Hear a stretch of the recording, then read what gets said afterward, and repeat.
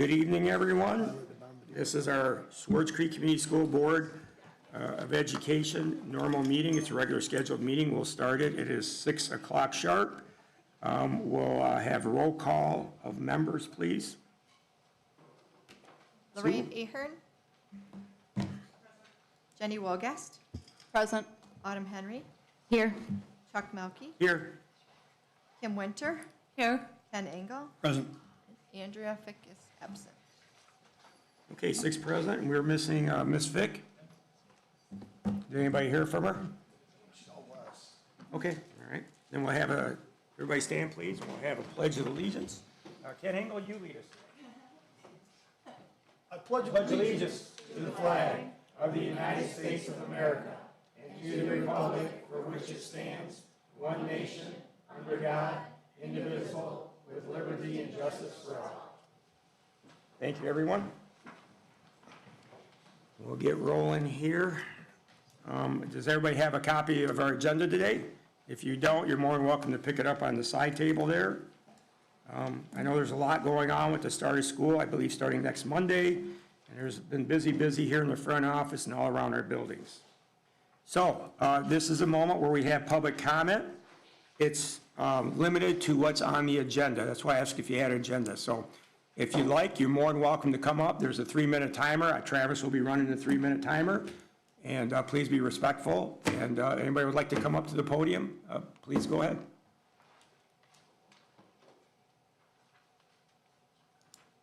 Okay. Thank you. We'll go on to the approval of the agenda. Everybody's seen the agenda. Does anybody want to add anything to the agenda, subtract anything from the agenda? Is there something maybe that Sue or Ken have missed? Good? Okay. Roll call vote for approval of the agenda, please, Sue. We'll have to have a motion. Yeah. No, we're doing separate. Support. Motion has been made and supported by Ken. Any further discussion on the agenda? None? Roll call vote, please, Sue. Chuck Melkey. Yes. Jenny Wolgast. Yes. Ken Engel. Yes. Autumn Henry. Yes. Kim Winter. Yes. Lorraine Ahern. Yes. 6. Thank you. Motion passes 6-0. Now we'll go on to the consent agenda because we changed that a couple weeks ago. So I want everybody to read the minutes, anything else that you have in your packet that you may disagree with or have a concern with, or an addition or a subtraction. I don't see a payment of bills in here. I believe, did you send us to that the other day? Yes. I think you It emailed had us. cash and investment Oh. summary, but I didn't see a payment of bills. It's attached to the cash and, it's attached. They're both together. Okay. And they're backed by Ken's report. Okay, I just wanted to make sure Yeah. that those, Yeah. were the part of that cash and investment, because normally it just says payment of bills, so I just wanted to, okay. So we have 6 items there, I believe. Does anybody have any questions?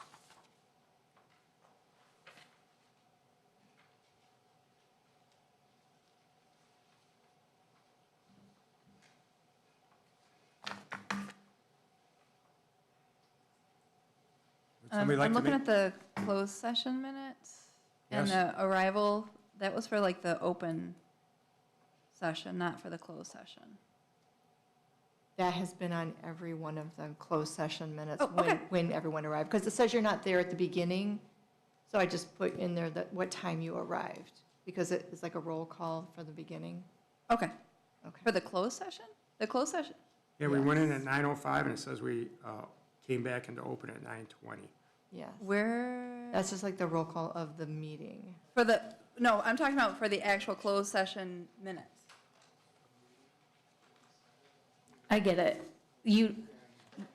It doesn't have any meat and potatoes, is what you're saying? It's Well- just got we voted to go into closed session, nothing, it just says the time. Okay, so this is just copied from the normal minutes, and then this is the actual, 'cause I would say that only this bottom part belongs in the closed session minutes, like the calling the meeting to order, that was the open meeting, and the members present, that was for the open meeting. The closed session was only, I think that should only be like the bottom section, shouldn't it? Or Yeah, that was the way we- even the motion was done in open, Yeah, and And then there's nothing saying, there's no minutes. Right, but I'm just saying this whole part wasn't this whole top part Right. was not part of the closed session. I So I agree. don't understand why that is in the closed session minutes. I guess it just shows who's present in the closed session. Well, there was, okay. Because there's a roll call for going into closed session, so that, okay, it's fine. And I can, if you'd like, I can It's- remove that part. I would rather have that part removed, because that's kind of confusing, because it said it was called to order at 6:02, but that was not, So I just You know. highlighted. okay, it's Jenny, fine. is this what you want removed? Yeah, Okay. yep, So I don't have a problem with that, Sue. If you just want to take that out, we can make a stipulation. It says 8/12 of 26, and then where it says Lorraine Ahern was voted as open board position, you can delete that and put that into the normal minutes. And then can we vote at least on the back part of it? Is that okay with that stipulation? yep. All right. Do we have a I mean, motion? even though you're not allowed to vote in closed session, and this makes it look like we did. We voted before we went in there, but It's- whatever, yeah. The motion was made Yeah. to go into closed session, and she's Okay. complaining about this shouldn't be in the closed I session. get it, yeah. Okay, that's it. Motion, please? I make a motion that we accept the minutes as presented. Or it's the whole consent The agenda. whole consent agenda is what you mean. I'm just, yep, thank you, Lauren. Have a second for that, please? I'll second. Been seconded by Jenny. Any further discussion? Ken, Kim? Haven't really said anything? You guys are good? You were talking, okay, good. Roll call vote, please. Sue? Autumn Henry, no, Chuck Melkey, Yes. Benny Walgast, Yes, Ken Engel, Yes. Lorraine Ahern, Yes. Kim Winter, Yes. 5 yes. Okay, thank you. Motion passes, and we'll move on to board action item. And this is something we changed several weeks ago, which I'm glad we did. So it will be the SCEA employment. I believe we have 2 or 3 people, so who is ever going to represent them, please come to the podium and give us a rundown on our new employees, please. Good evening. Good evening. I present to you tonight Sandra Odell, who brings over 25 years of experience as a special educator. She has degrees from Saginaw Valley, Oakland, Central, Northern. She's worked across the elementary level, middle school, high school, including self-contained classrooms, inclusion, resource room programs, CI classrooms, has extensive background in working with impairments as ASD, emotional impairments, health impairments, and other significant needs. She has demonstrated a strong skills in developing and managing IEPs and working with students. She also brings some post-secondary experience, as she has previously or just currently working at Kersley Schools, working in the Project Choice classroom, which operates out of Meyer at Center Road. And we just opened a program along with Carmen Ainsworth and Flushing Schools at Morris Road Myers, where we have interns working. So she has just recently done that. She's completed her special education supervisor. So at this point, I'd like to recommend Sandra Odell for the position at Morris Elementary as a resource room teacher, as she has extensive background classroom experience, strong knowledge in special ed and compliance and the rules and laws and the programming. She's got strong background in behavior with ASD and behavior, and she has shown through the process her ability to have positive relationships, and she would be, with her great depth of knowledge, asset to the team over there at Morris Elementary. Okay, thank you. Sandra, just a few short words, please. He gave you a glowing representation of your career. Thank you. We always ask a few questions. Some of the other board members may ask some questions, but my question would be, just tell us a little bit about yourself and why you chose Swartz Creek. Well, I'm a lifelong learner, and I always put kids first, whether it's general ed, special needs, or parents. I'm a very big advocate for children, and I have a really good rapport with parents. So That's I good. chose Swartz Creek because I wanted to go back into teaching again, so. Oh, okay, great. Okay, thank you. Some of the other board members maybe have questions, but thank you for applying, and I'm sure you're going to get the job. Any other board members, would they like any questions? I have a question. Go ahead, Lorraine. Can you tell me one positive thing about Swartz Creek that directed you this way? I wanted to get back into special ed teaching. I worked 2 years with the Project Search program, and I felt like I got the program up and running through Kersley, and now it's over at Swartz Creek, Carmen, and Flushing. But I have a desire to teach back in the classroom. Thank you. Any other questions? Good. Okay, I'll entertain a motion. To hire Sandra. Somebody would make that? I'll make it. Thank you, Autumn. Yeah. Autumn's made the motion to hire Sandra Odell. Is there a second? I'll second. Second by Lorraine Ahern. Any further discussion? Okay.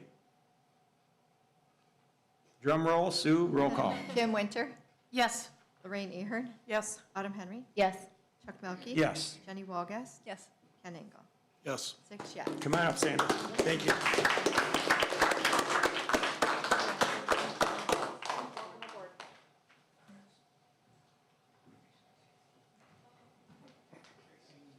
Welcome, Sandra. Thank you.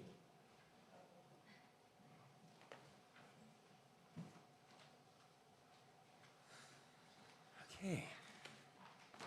Good evening. I'm Jamie Damon, the principal at the high school. Today I have John Poplinski with me, and we are recommending him for hire for the secondary position at the high school for math. John comes to us with a wealth of knowledge. He was tenured at North Branch. I was like, oh, I'm going to get this wrong. North Branch for a long time, and then he went into a little bit of an alternative route with some Job Corps experience, and most recently at Flex Academy, which is an online platform.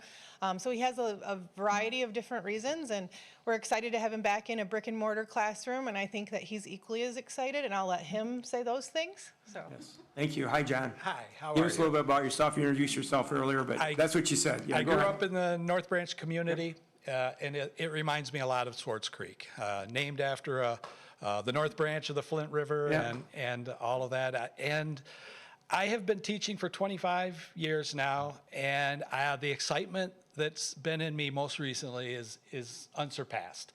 So I've been itching to get back into a traditional classroom and seeing large numbers of students in front of me and trying to take them from where they are to reach their potential, because every student's going to come at a different level, and it excites me to have the privilege to work with your children in your community to grow them. Everyone I've spoken with just about speaks about their own family and the love they have for their kids. It comes out when I talk to fellow staff and the people I became acquainted with today during the new teacher orientation. It was obvious that there's a deep care and commitment to kids in this community, and I want to be a part of it. Thank you, John. And there's, don't take this wrong, you're no spring chicken if you've been teaching for 25 years. You're right. Then you still have a lot of excitement. And I like your attitude that no matter where the kid comes in, you're going to improve them. Yeah, That's all I needed to hear. Thank you, sir. absolutely. Yeah, good job. Sure. Can I just get a clarification on your last name spelling? It's spelled Peplinski, P-E-P-L-I-N-S-K-I.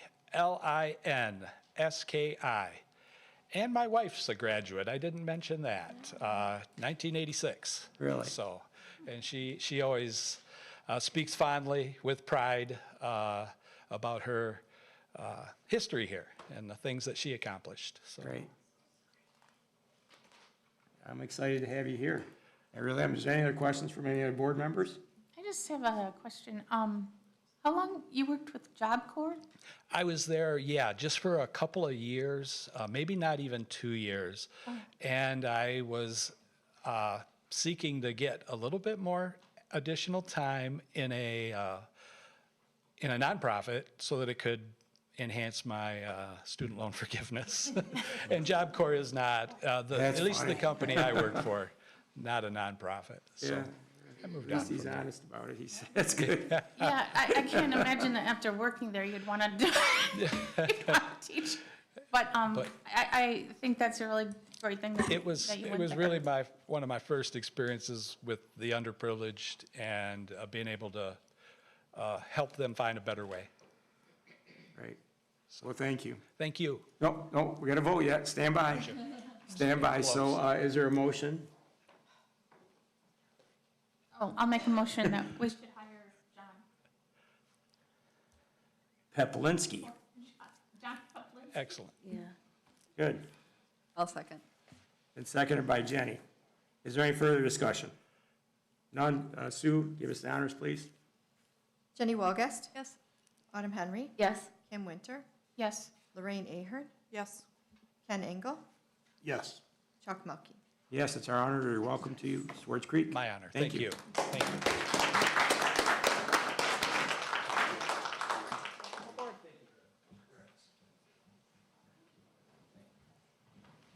Congratulations. Thank you, sir.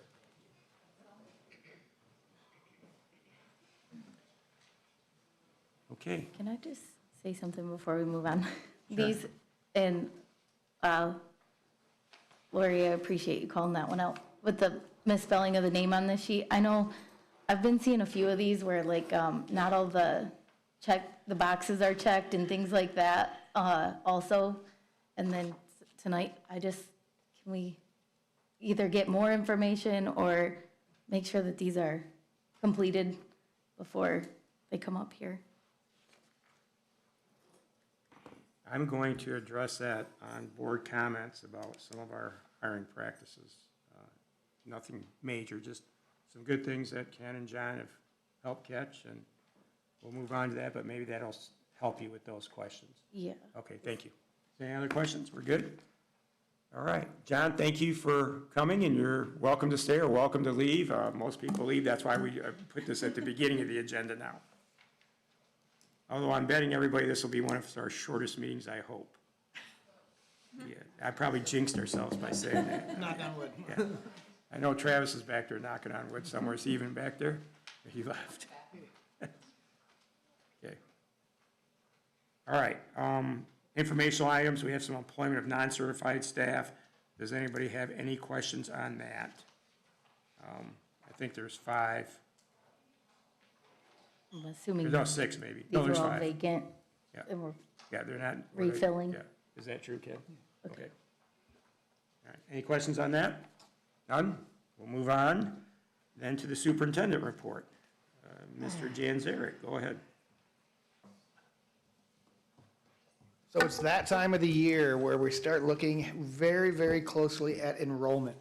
Not only enrollment at the elementaries, but the secondary as well. So I want to address some areas with our elementary enrollment in regards to what is happening behind the scenes to review the information, to not only review the class sizes, but to review the ads, the drops. So want to go through, it's like daily, I'm working with the pupil accounting department and Mrs. Gould in terms of where are we at with our numbers.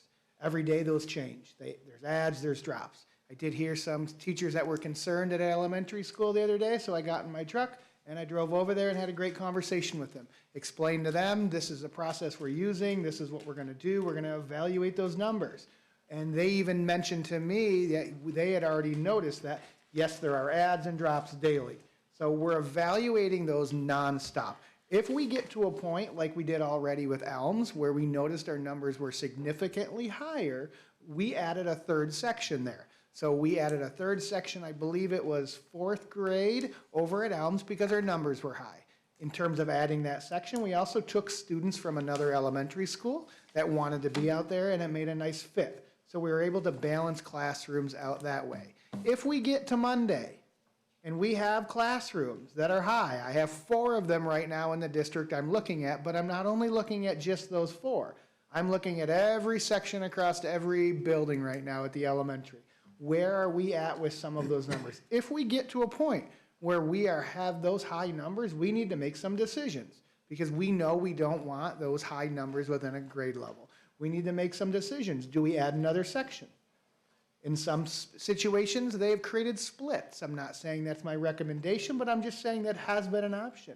I would rather look to see where can we move kids to either alleviate that and move them for maybe because it's their preference, or move them because school of choice, to either create a third section or move students so they're not as high. I will say, as I look across the enrollment right now, we're pretty consistent across the board in terms of how things are laid out. But we do have those 4 anomalies where they're a little bit high within one elementary. I'm going to continue to look at those. If we get to Monday and those classrooms are high, I will be at that elementary school talking with the principal, talking with the teachers themselves to explain what our action plan is. Now, we could get by Monday and we could have a handful of drops and all of those numbers could dissipate and we wouldn't have an issue.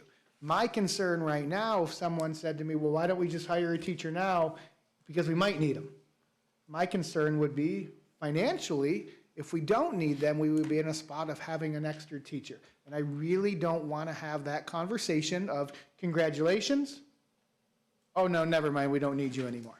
Like, I want to make sure that we're using that accurate information to ensure that we're supporting our students, our families, and our community in terms of what we're looking at. So please know that on Monday, I will spend an extra amount of time at that one elementary right now that has those high 4 sections. That principal will hear from me because she'll be down there counting bodies. If she has students not there that she thinks might be there, she will be calling them to find out, will they be returning? Because we don't know when students leave until we get that paper. Until we get, and I know you're going to laugh, until we, in some instances, look at the fax machine to see what was faxed over for a records request. So we're going to closely monitor, we're going to closely look at them. I've updated the elementary principals about this. I've talked with the union about this. I've talked with some teachers about this, and I will continue. If you have any questions about it, feel free to stop. I would be more than talk with you about it. This is a situation that I've dealt with before, and in situations where we've added sections, in situations where we've had to move students around. So we want to make sure we're having that best fit for our families and our students and our teachers. Another area I wanted to address would be some furniture issues. So we have some situations where we have some beautiful new furniture coming into the high school. And we have some teachers that would like some additional tables to support their teaching within that classroom. And rather than using some of the tables that I got to witness out there that had legs broken off, that were old, beat up. So we're looking at coming up with an idea of replacing some of the furniture with newer furniture to match the teacher desk, to match the student desks, to give those students and those teachers what they deserve in terms of that new furniture through our bond work.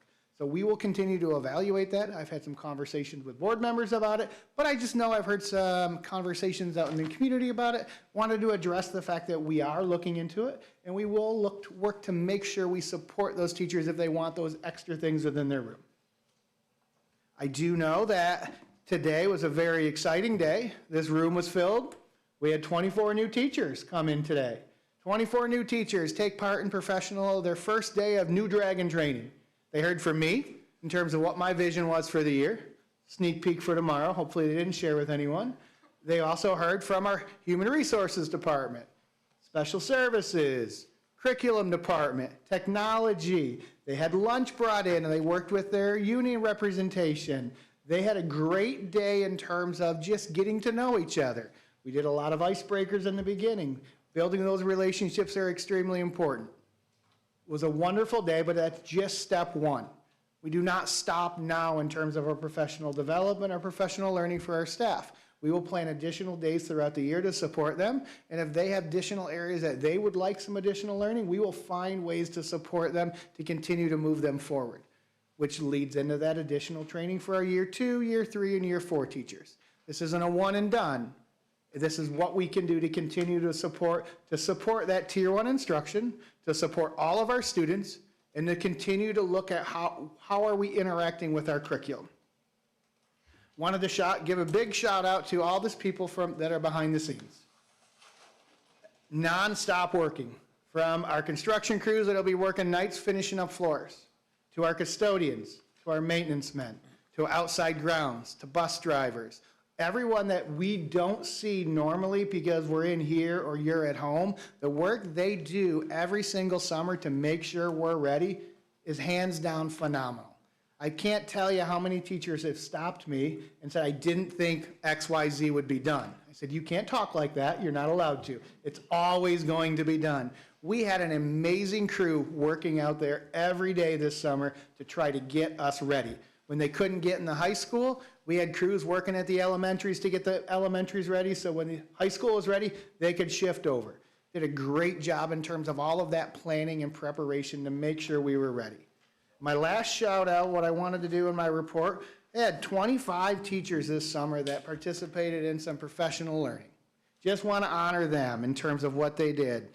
Jennifer Anderson, Ty Kaiser, Brianne Wilson, Heather Loney, Aaron Kaiser, Carson Huber, Jennifer Allison, Tracy Stewart, Courtney Hanson, Kaylee Cannon, Jean Murdoch, Carrie Hicks, Jim Fuller, Marion Schaefer, Heather Holt, Sandra McDonald, Courtney Maynor, Stacy Geiger, Terry Lynn Harden, Carrie Bell, Christy Beckwith, Gracie Yaren, Aaron Boggs, Sarah Mellish, Jean Vanderleen. Those are just the ones that filled the survey out. What I wanted to do is I wanted to look, and I probably butchered some of the names like mine gets sometimes, apologize, we'll get to that point. I just wanted to recognize you for your work. For some of it, it was a PD we offered. For some of it, you signed up to go out of state. For some of it, you traveled a long distance for a passion to pick up where your craft is now and try to take it to that next level. Some of it was right in your backyard at our schools, and some of it wasn't. So I just wanted to honor the fact that during those summer months, you stepped up and you continued to work to get to that next level, whether it was feedback from a staff member, whether it was a neighbor talking about something cool going on, or whether it was just your interest to try to move forward. I want to honor you and say thank you. I appreciate it. Okay. Thank you, Ken, and should we give him a round of applause? And Absolutely. appreciate everything they did? Thank you, everyone.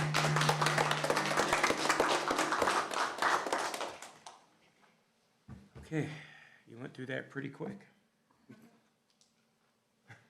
Is there any questions of our superintendent? I have one. Go. Okay, so we added a new section to Elms. And were there spots open in other buildings before that decision was made, or We actually was had, everywhere else full too? we had pretty consistent numbers with the exception of 3 grade levels, 1 at Gaines and 2 at Elms that were very high. So what we did is we looked at those school of choice applications, we looked at the numbers, we looked at locations of everything. We're in, I think we talked about it a couple weeks ago. We moved those school of choice students from Gaines to create that 3rd section at Elms, because if we would have created just a 3rd section at Elms, we would potentially be in a situation where we had to create 2 new sections. So moving the students from Gaines to Elms, we only had to create 1 additional section, rather than, so if we have 35 of each, when we split that by 3, it creates a grade level that that financially works, but also supports. So when we did that, we took students and moved them around to make it, we couldn't have moved just a handful of students out of there because we would have been overloaded in other areas. Okay. Thank you. Well, yeah, but I'm talking like across the board, all, like, because we have 5 elementaries. All 4 had no space for openings. Our is 4th what grade, I'm our hearing. numbers are consistent across the board in They're the all 4th high. grade. Okay, I wouldn't say they're high, I would say they're consistent. We couldn't have taken those extra students, what equates to 26 students, and spread them across, because you would have had an impact in terms of the individuals that are actually at Elms, that's their home school, and splitting them amongst, we would have been over in other areas. okay. Thank you, Ken. Is there any other questions? I have one. I can ask now. I don't know if you'll be able to answer it, though. I was going to call Bill today. And I don't know if you can answer it. If we have a half a dozen school of choice children that are, let's say, enrolled in Elms or Morrish, and I guess it would be Morrish because that would be one of the modular home parks.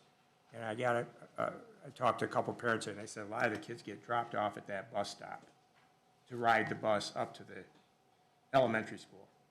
Is that normally what we did before? Does anybody know? Yeah, I know that I've asked this question before because I've seen it, but it never is. That was addressed with me of asking if we were picking up at school of choice students, even at childcare centers. Right. And I watched the board meeting, you made it very clear that that was a no. Right. So the conversation with the bus garage has been no. Okay, that's what I wanted to know, because I was told that that's not what happening, but like I said, it was just somebody on the street today that stopped me, a concerned person, and said that there may be 10 or 15 kids dropped off at one bus stop, which then these 10, 15 kids jump on the bus, and sometimes there's trouble. Why don't they get stopped? Why don't they get dropped off to school? I know that we said that, and I don't know what our policy says, so I don't know if we have to change the actual policy. No, the policy doesn't say. I looked into it before I asked it last All right, time. that's fine. Just being safe, so I won't put nobody on the spot. If that's the way we understand it, good. I can answer that person's question back then. All right, any other questions for the superintendent? None? All right, we'll move on to subcommittee reports, and I believe we'll start out with academic achievement. Jenny, have you officially took that over? No, I was the only You're one just there. sitting in? Yeah, okay. I was the only board member there. So Yeah. there were, I was Yeah. not the only person there, but I was the only board member there for, Okay. so I'll do, if you don't mind, I'll just run through academic, policy, and bonds, since I did all three of those, and then. Yeah, I'll help you with academic. I'll stop in. It's Well, not no, fair to you to it's do all fine. the notes. I And, took the notes, I can Okay. probably read my notes easier than you can. Okay, go ahead. Start out with academic, please. All right, so we had Academic Achievement Committee here at the admin building on Monday, August 17th at 4 PM. Present, we had myself, Superintendent Janzarek, and Dr. Aaron North, and TJ Heck from the public. We called the meeting to order at 4:08 PM. And we got kind of an update from both Superintendent and Dr. North. So they had an admin retreat for a couple days at the central office, both with building leaders. Dr. North has created a newsletter. She shared a draft of that with the people that were present. It looks very good.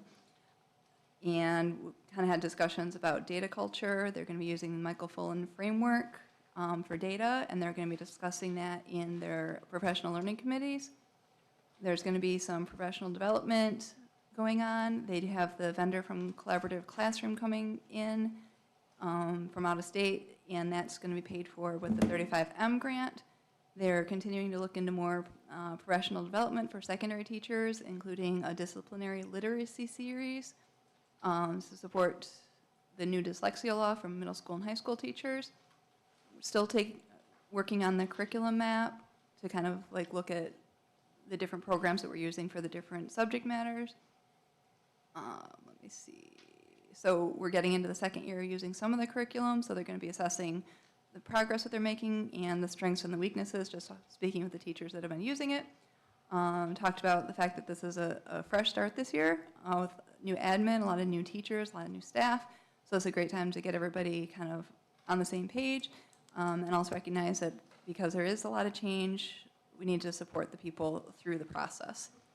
In public comment, there's a question about if data is being tracked across grade levels, and if there's going to be professional development for subject areas other than reading and math, and support for new teachers beyond the initial, like, New Dragons professional development, and so all those were addressed.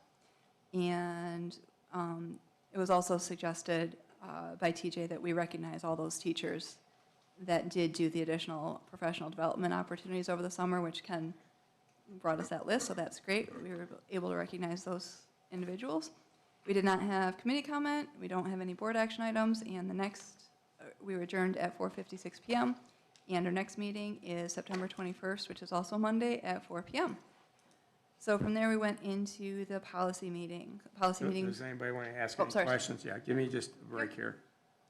Keep it in flow. Does anybody have any questions of academic achievement before we move on to the next committee report? None? Okay, go ahead, Jenny. Thank you. Okay, yep. Next up, we had policy, still here at the admin building. Scheduled time was 5. We actually kicked off at 5:05. And we added an additional, so present were myself, Superintendent Janzarek, Dr. Aaron North, TJ Heck, and we also had Robin Seeley from the public.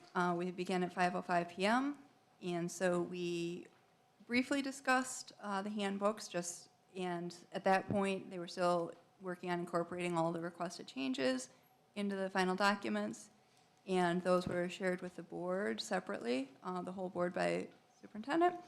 We discussed the Neola policies. So the 1,000 and 2,000 series we've done some review of them, but there's still some, name changes that we need to make in there.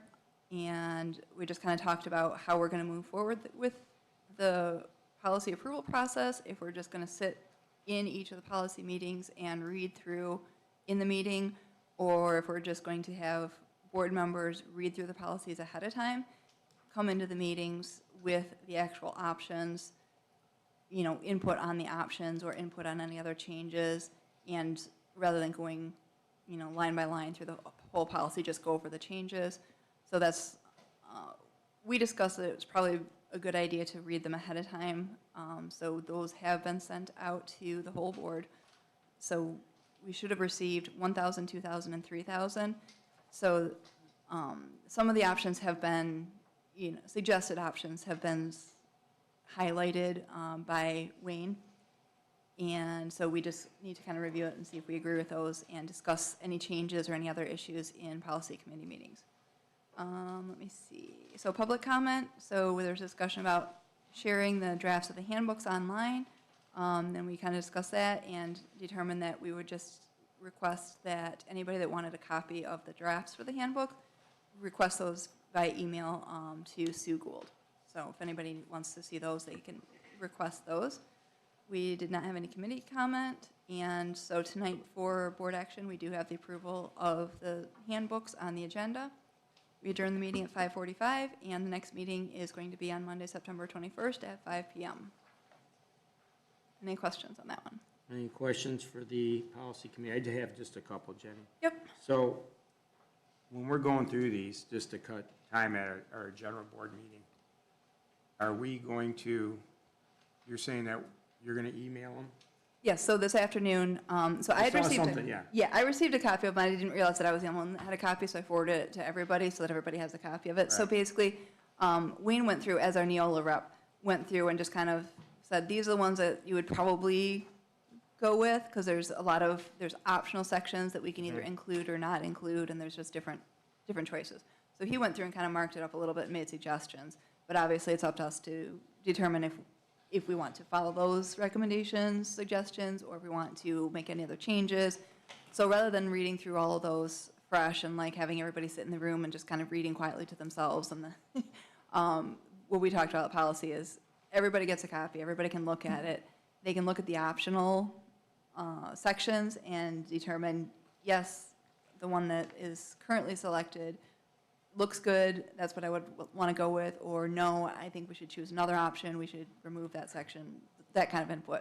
Come to the policy meeting with those pieces of information, so that the only thing we're discussing in the policy committee is just talking through the different options if we want to vary from the suggestions or if we want to make any other changes. Yes. Yeah. Do you want to email them? Is that how we're going to Yep, they're- communicate, so if we can't make it?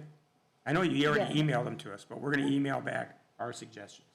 And if I could just get a blank copy without any of the options selected, that way when we do go to policy next Monday, just to kind of fill out with the general consensus for recommendations, so when it comes to the board, it's what the board discusses and, Yeah, what we kind of Policy. discussed is, I don't know if we have a copy like that. The Yeah. copy that we received, I think, was from Wayne with the markups. markups. Yeah, So I would and we just like didn't a- have the electronic version, we just had the paper copy that had those already made. Yeah, paper, I would be easier for me to use paper, just because I'm bad at computer. But if I could just get a blank one to kind of fill in as we sit in policy and get the consensus. So when it's presented to the board, it's based on the committee discussion. So do you think you can get blank copies? Like if we Thank you. go in there Yeah, and his yep. markup, his recommendations aren't what we end up going with, and we're all, Yep. Well, I don't have a problem with that, but I would caution and maybe the other Ken down there can mention it. I'm sure that if it's Neola, all the options that they have been approved by an attorney. So we stay within the law. If we start making up stuff, we're Yeah. gonna have to get approved through our attorney. And, But there's, that, I know, but I'm just saying is if we write something in there, we have to be careful that we're not in violation of the law. So when he has 4 options there, like, I know what you're saying, A, Yeah. B, C, or D, and you don't like any of those, and if you want the committee to write something else in there, that's fine, but we can write whatever we want. I'm not gonna go along with anything that's, because they got 4 options, and it's all been approved by their attorney, and we have to stay within the law. So if we do make something up, just make sure that it gets approved, or at least looked at by our attorney before we start voting on things, and Yeah. they're not Hoyle. For That's all. sure. Yes, That's it. I would- That's yeah, all I wouldn't- That's all I'm asking. Okay? yeah. All right, thanks. A good question. Anything else? Nothing? Okay, good. All right, Right. what committee are we on now? You got Bond. 3 of them today, bond. Well, you were like me a I couple also weeks wanted ago. to say thank you for doing that. Go ahead, okay. have at it. Based. All right, so on to bond. So we were here in the admin building on Tuesday, August 18th at 3 p.m. Present at the meeting, we had Chuck Melkey, myself, Kim Winter, Ken Janzrak, Travis Smith, Bill Loader, Suzanne Carlson from French, Sydney Schultz from AUK, Aaron St. Dennis from AUK, from Public, TJ Heck, and Quinn Schumpert. So we called the meeting to order at 3:06 p.m. And so we had the bond update from AUK. So they were in the process of finishing up the parking lot and sidewalk work at Deke. And at the high school and middle school, they were finishing up some of the last bits of work and getting the inspections completed. And let's see, furniture, the classroom furniture was delivered, and they were working on assembling it, installing it. The media centers were still in progress at that time. And for the playgrounds, we had all the equipment in except for Moorish at that time. And again, this was last week, so I'm hoping that some of this is outdated. So for design and planning work, we had the K-5 2027 work. We're going to be posting that for bids on the 25th, which was yesterday.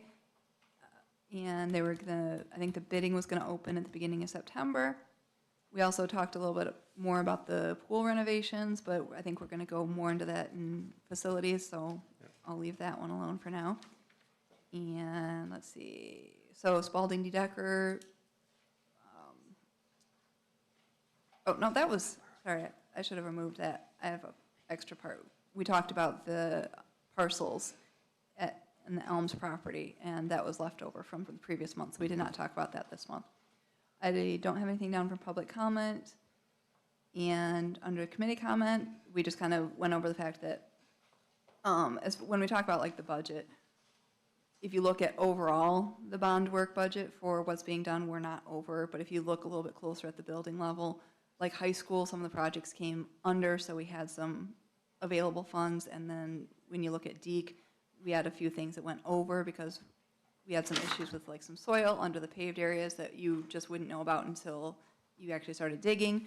So overall, we're okay, but there's just gonna be a little bit of moving around between buildings of some of the funds just to make sure that everything is, balances out. We don't have any board action items for tonight. We adjourned at 3:20 p.m. and our next meeting is going to be September 22nd. Any questions? Questions of Jenny? None? Okay. Thanks, Jenny, for giving all 3 reports. You know where, oh, I lied. Go ahead. Do you know where I can find a copy of the bond money that was spent on playgrounds and such? Like, So I looked for it today. there have been times where different, like accounting worksheets have been shown like on the screen during the bond committee. And usually when I ask for an electronic version, those don't usually, I haven't been receiving those, so I don't have one. And we haven't had one in a couple months. So, but again, it's, there's a lag for billing and things, so it's not necessarily gonna show, even if we had the current spreadsheet, there's gonna be more stuff coming in, I'm sure. yeah, So, so we can request, yeah. if you can get us a I was just- updated budget, financial statement. I just like to follow, I like to track the changes, I like the big picture and kind of work backwards from that, but that's just Yep. the way I do things. And then I also asked after the fact, it wasn't in the meeting, but since we're starting to post and do the bidding process for the K-5 work for 2027, I had asked for a list of that. I'm sure Ken can, if he didn't share that, he'll share that with everybody this week, I'm sure. But my concern was with the site work at Elms, because I know that was originally the intention of site work at Elms was to create those new ball fields on the vacant property, which we were not gonna go forward with.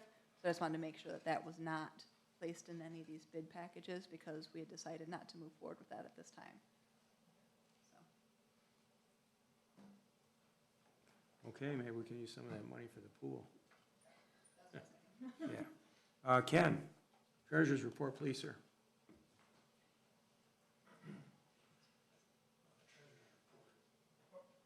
Treasurer's report took place August 18th, 2026, from 4:25 to 4:42 p.m.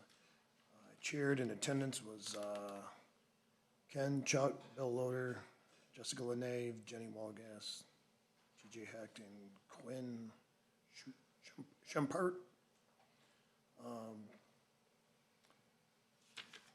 Reference to audit, Lewis and Nault is still working on it. I'm gonna come back to that. I learned something new today. On that one, I'll come back to it. Board action, there was nothing this month. Financials were not available.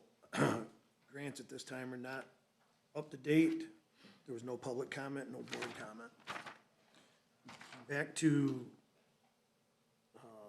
the audit. According to another group that does audits for municipalities and school districts, I think they do one of the Fentons.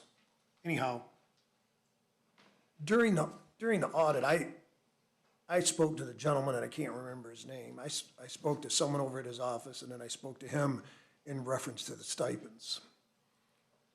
He advised me that that was not a topic that they would address. And today I was speaking with someone that does this for a living as well. She said that it absolutely should be addressed in our audit, as well as people being compensated without contracts. All of that should be caught by them, because there should be a contract for every expenditure, or every payment to an employee should have a contract attached to it. Also, she said that in reference to the stipends, if they were not paid out in the manner that the means they were put in the agreement, even though the agreement was illegal, she said that also is another topic that would be a huge error in your finance department. We all know that at least one person's stipend was paid out before the end of the first semester, and they weren't supposed to be paid out until the end of the first semester, and the other half to the end of the second semester. So what I'm getting at with that is, what it sounds like is we're gonna get an audit that's probably not acceptable. She also said that during the audit, the person doing the audit should make contact, at least at a minimum, with the board treasurer and the board president, which, to my knowledge, in the last go-around I was on the board, I don't know that that was ever done. I can't say it was not, but I don't know that it was ever done. And I don't know who the treasurer was before me for last year, but was that you, Chuck? No, it was, actually, there was two people. Alyssa Bouchard did it for about 8 months, and then before that was Jessica Lenave. Okay, well, and I said, to my knowledge, and I said, it's just my knowledge, but I said, I don't think any of us have ever been contacted by the auditor. If we have, no one ever came back and spoke about it, which I would think that they would give during board comments to share with the other 6 or 5 board members. So now, that was a little education I got on audits today, and I thought I would share it with you. What's solution to that, find a different, for, like, Well, you don't want my solution, because if it came back inadequate, I said I wouldn't pay for it, right, but that's just me. well, I'd tell them to either do it correctly or sue us. yeah, But that's just me, and I'm only one vote. But, I've already brought this to their attention, and I already asked for it to be addressed, and I was politely told it wouldn't be. So, That's from our current auditor. yeah, whatever that gentleman's name was, that was in there. it- Yep, I can see his face, I can't yep, think of his name. and I apologize, I don't know it. Yeah. But, so that's something we may follow up with them on. well, Okay. I wouldn't. So what do we yeah, do, have let the 'em finish. auditors evaluate the auditors? I mean, No, but- that's what it sounds like it's coming down to. But I think we need to speak to someone at that company further up the food chain, because I asked to do that and they sent me him. Well, that would be, The guy that was Like- here the other day, I can't think of his name. that would be like putting the fox in charge of the hen house. Yeah, I The think guy that's gonna do the audit is the Yeah. one they had call and talk to me about problems that I believe I'm gonna have with the audit. I think he's the co-owner of that firm, so you're right, we may have an issue there. The gentleman that came in the other day. Well, there's another co. Oh, He's the yeah. co. Okay, well, we'll figure it out. We might have a solution at board comment, because Ken Jenzarek had talked to, and I did myself too, Tim Gardner, and they have a sub-firm, it's not associated with them, just a sub-firm that can do audits very quickly, cleanly, and inexpensive, at least on the stipends and where the money went, although I've done most of it, so as a board Well, knows. but the problem is your audits come back, and I'm not gonna try to guess, because I'm gonna screw it up. But they come back at different degrees or levels. Yes, yeah, acceptable, non-acceptable. Well, yeah. They But- use 4 or but 5 the bottom line key is, terms. he's gonna give us a clean audit by not including that behavior. Yeah. So we really don't have a clean audit. Correct. So basically, if he doesn't do it properly, then we're getting a fictitious audit. Ken J., when do they bring that back for approval? When does that audit from, is it November? I believe it'll be in November, That's what I and I thought. did have conversation about it in terms of, in that situation of potentially a finding. So what a finding would be in an audit would be they found something, and they would say, they would ask you to do a corrective action plan. I would have to say on this topic, the corrective action plan's already been done, and it would just have to be typed up. So just to give some context on that, if they do find things in audits, they'll ask you to fix them. It might be a situation where not enough people are checking on something. But in an audit, when they come back, if they do find something, they will ask you, okay, so we found this time. How are you fixing it moving forward? Because the last thing they want to do is find something over and over and over. Because if you're finding something over and over and over in an audit, you're not learning your lesson, you're not adjusting. We've not corrected it. In this situation, can I fix what happened before? No. Do I believe we've come a very far way in terms of moving forward, adjusting it, which would be that finding whether it was internal, external, and what we're doing to fix it. So I don't know, I can't speak for what they're gonna come back with, Ken, but that potentially could be what it is, would be a finding. Well, and that's fine, but what they should not be allowed to do, and I may not be here in November when they bring it back, but and I love using this word because I don't like it, but for true transparency, one would like to think that we would not get a good, clean audit because we know that there was misbehavior. The solution to fix it's really simple. You know, you don't give out stipends to everybody. And I do believe you will correct that, and you can correct that within the audit request. However, this audit should not come back as a clean audit. It was behavior that was done the last 2 years that was overlooked a year ago by these people, and it's gonna get overlooked again. And if everybody thinks that's fine, then, you know, I'll address what's fine when we get to the handbook about attendance or grades or whatever else. You know, all the teachers can just get top evaluations and, you know, because that's the way our school district operates. We get a good, clean audit, everybody gets a good evaluation, attendance doesn't matter. You know, it does matter. And if we don't start at the top, I don't know how we can be expected to hold anybody accountable down the food chain, whether it's children or employees. So it should not come back clean. And if the people that are sitting on this board leave it that way, they ought to be ashamed. That's all I have. Thank you, Ken. I have a question. Yes, on Lorraine? that. So these auditors, is this a first time for them, or have we used them? Okay, so they've done it 2 times.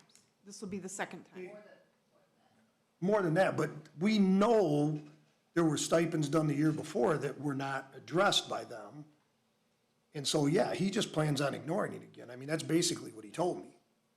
And if that's the case, then I would suggest we don't accept their audit and we don't pay them, and we have someone else do it.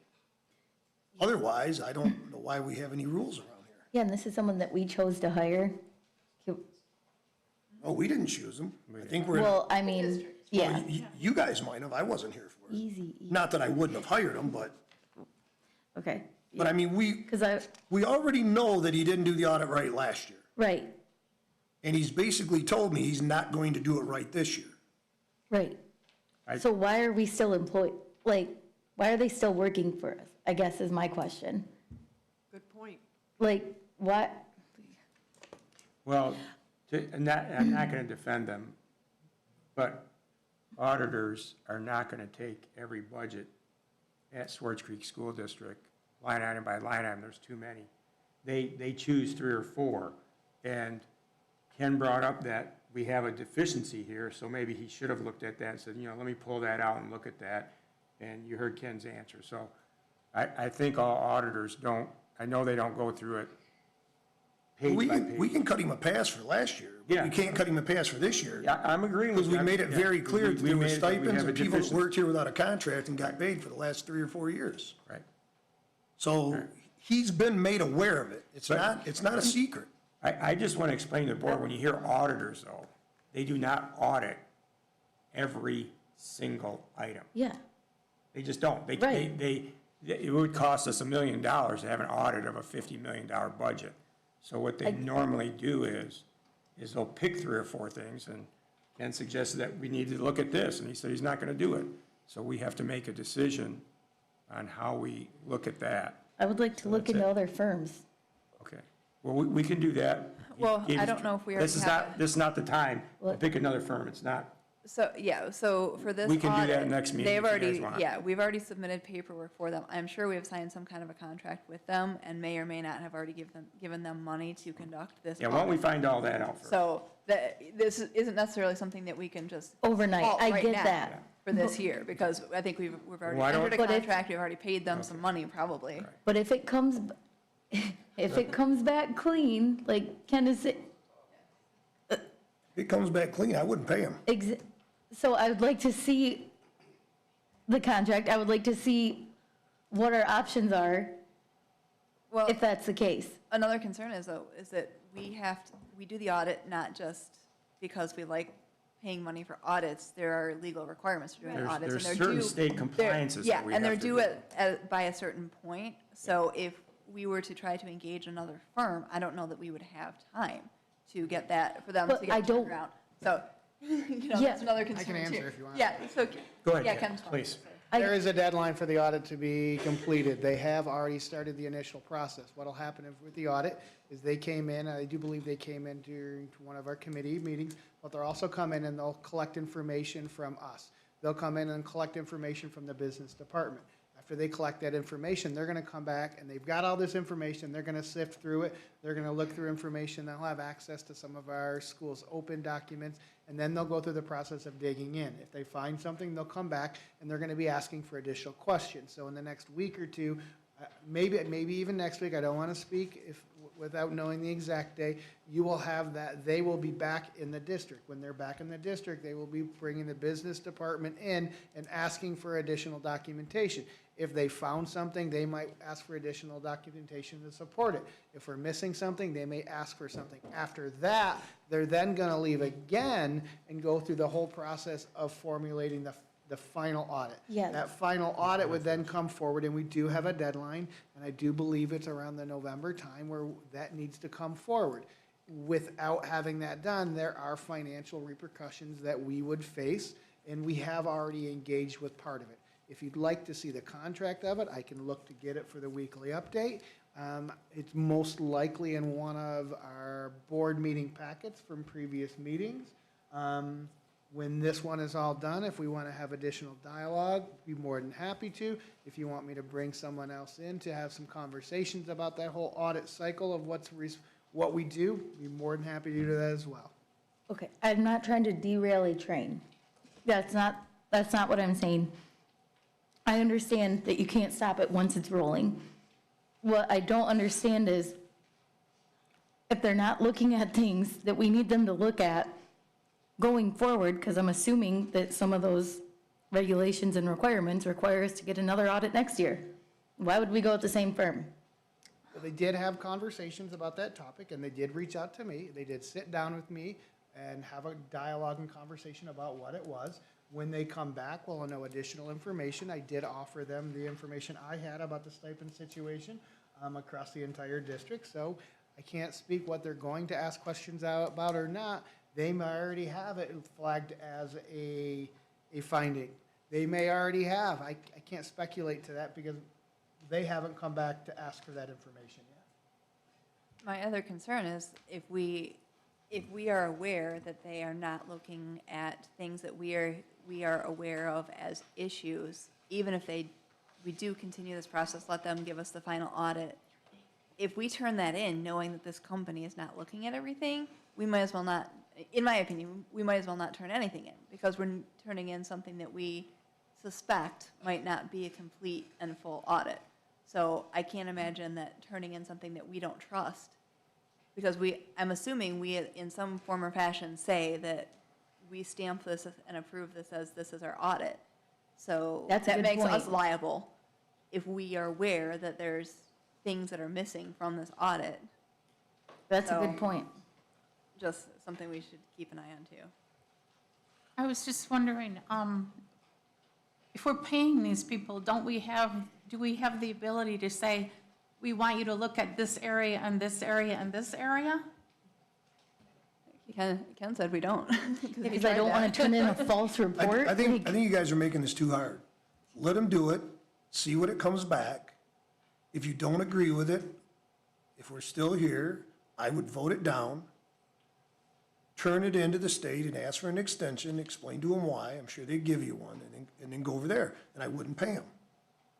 Good point. I mean. Why didn't you say that 10 minutes Don't make it harder, don't make it harder than what it is.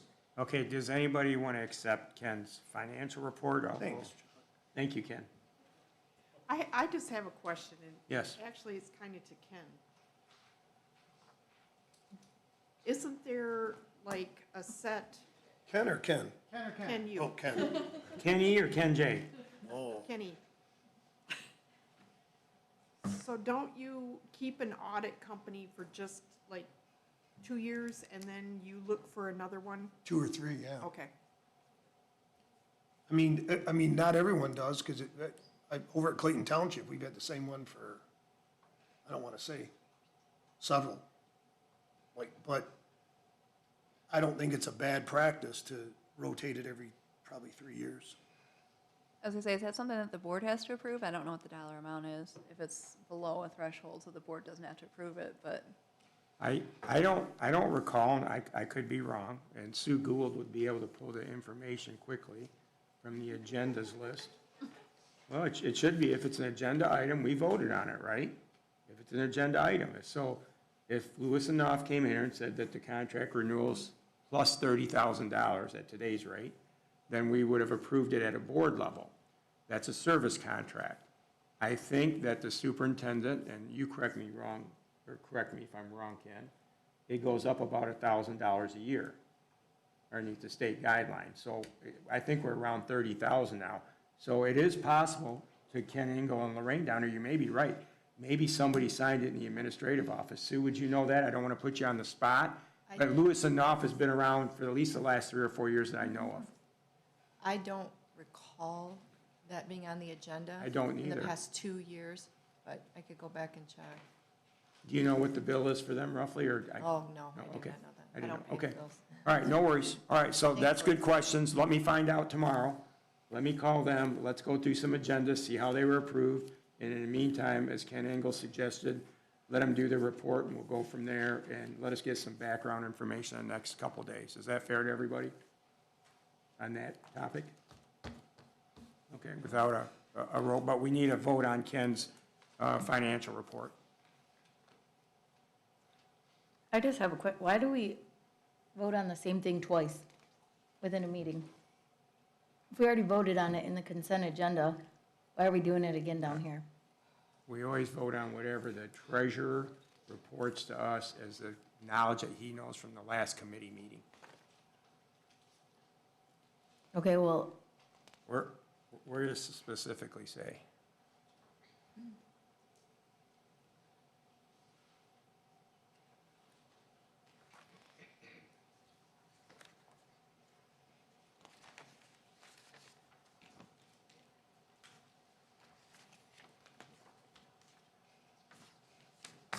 Doesn't say specifically, so if you guys don't want to vote on it, don't. If you don't want to make a motion, don't. I'll move on.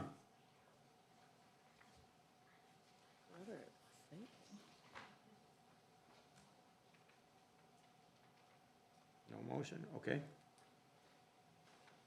I'll make a motion. We should vote on Ken's agenda. I know it wasn't much, but he did give a report, and his report should be accepted with the information that he was given at the time of the committee meeting.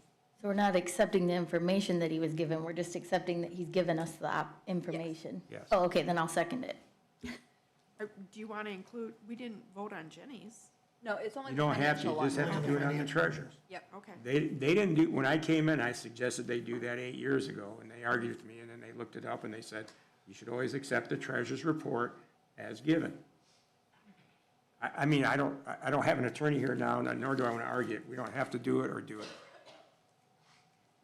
Because Ben and me got in a big argument about that. And, he checked with whatever attorney, some Cracker Jacks box guy. Okay. Yep. So it's been seconded. Any more discussion? All in favor? Aye. Nope, I'm sorry, roll call vote. I'm trying to hurry things up. Sorry.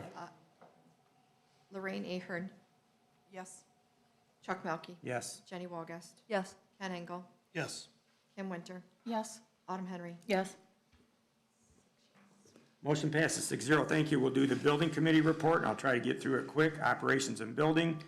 It happened also on August 26th. I'm sorry, August 25th. That's not right, is it? It was yesterday. Yeah, what date did I do that? 18th. August 18th. Hope I have the time right. I don't have the time right here. Huh. It was at 3:20 p.m. We're looking at the email. Yes, I'm sorry, that I sent. August 16, 2026 at 3:20 p.m. It's a new form I'm using, excuse me. Thank you for sending it to me, Sue, but I'm used to my old form, but we'll go through it. Trying to keep it all uniform. Present at the board was Treasurer Ken Engel. I chaired the board. Jenny Walgast was there, Trustee Kim Winter, Ken Janzarek, John Mertz, Bill Loader. From the public was T.J. Heck, Jessica LeNave, and Quentin Schupert. The agenda items were as follows. Facilities update, the high school gym floor has been resealed on August 3rd. Some of the athletic football fields, if you notice throughout the district, had a grub infestation. So Bill had to call in a firm to spray all the fields, and he did over and above the ball fields because he was afraid it would spread. Cyrene Elementary had several sections of damaged cast iron water pipes between two of the bathrooms, which was major repair, but he got it done under, I think, $6,000 or $7,000. They had to bust out a brick wall. They put an access panel there, so if they have any more problems with that, they can have it fixed easily. It was, instead of going through a wall, it was done by P&H Plumbing. All the parking lots, or most of the parking lots, are gonna be crack-filled, re-block-topped, and striped by the start of school. Curb Co's doing that. We had some discussion. There was 4 bids. They were second lowest, and they could do it in time, I believe, before school started.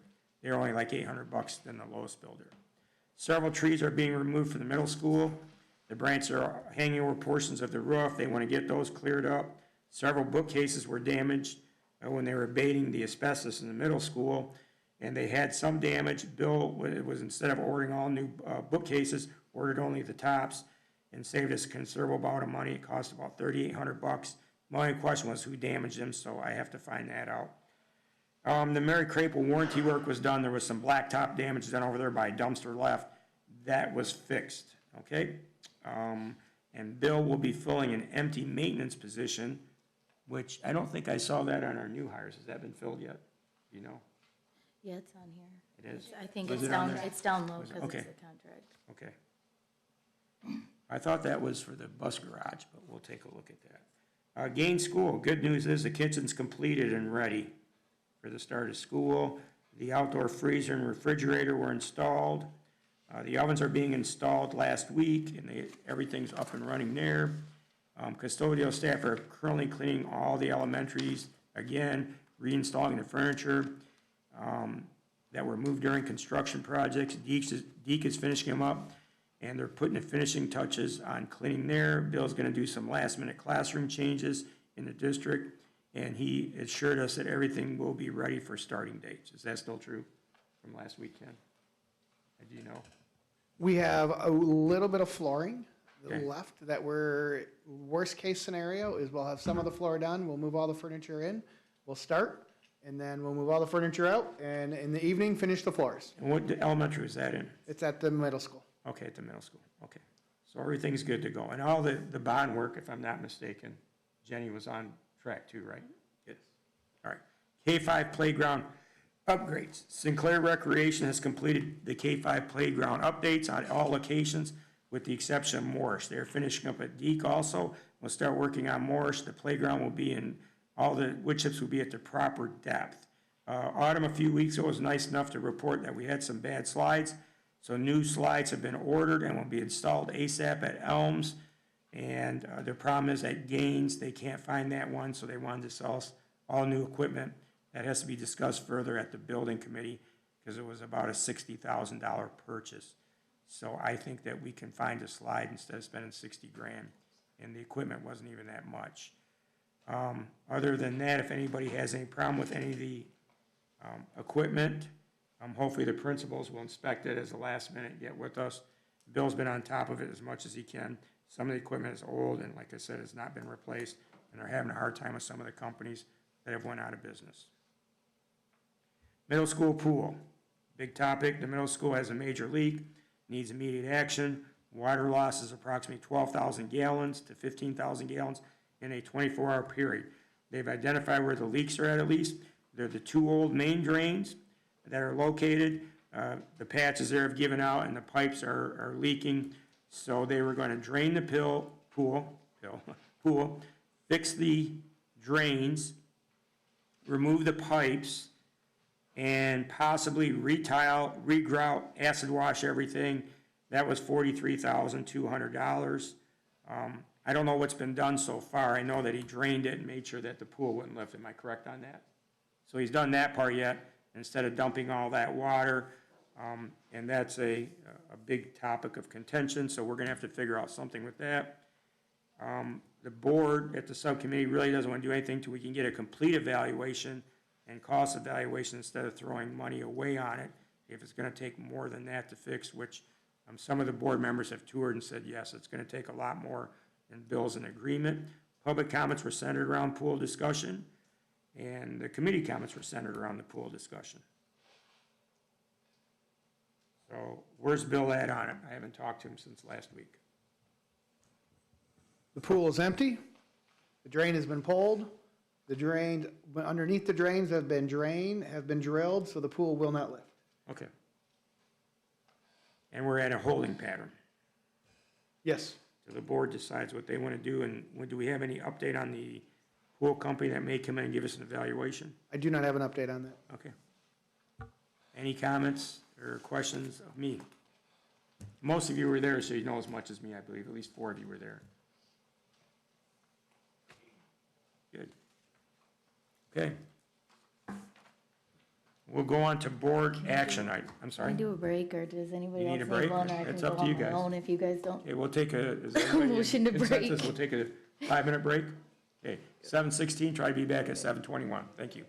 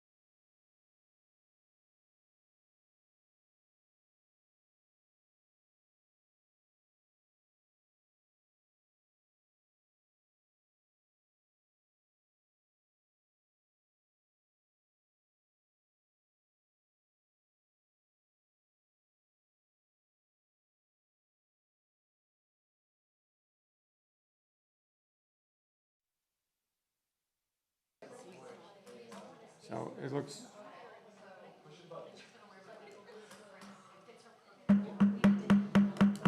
We'll restart the meeting at 7:24 PM. Thank you for your patience. We're going to go on to board action items. Approval of overnight extended trips. And I believe that would be both, well, it's A with 2 items. Any discussion on it? If not, I'll read them off. Okay, here we go. Oh, sorry. Be it resolved that the Swartz Creek Community School Board of Education approves the approval of extended trip. I am so sorry. Approval extended student trip. Be it resolved that the Swartz Creek Community School Board of Education approves the Swartz Creek High School marching band trip to Orlando, spring break of 2027. And is there any discussion, or would somebody like to make a motion? I just have a quick question. Yes? So I know that the band does this every 4 years. Does this get approved every 4 years? Or is this just for this trip? I or think is it's that- just for this trip, Lorraine. So you do it every 4 years, you get approval?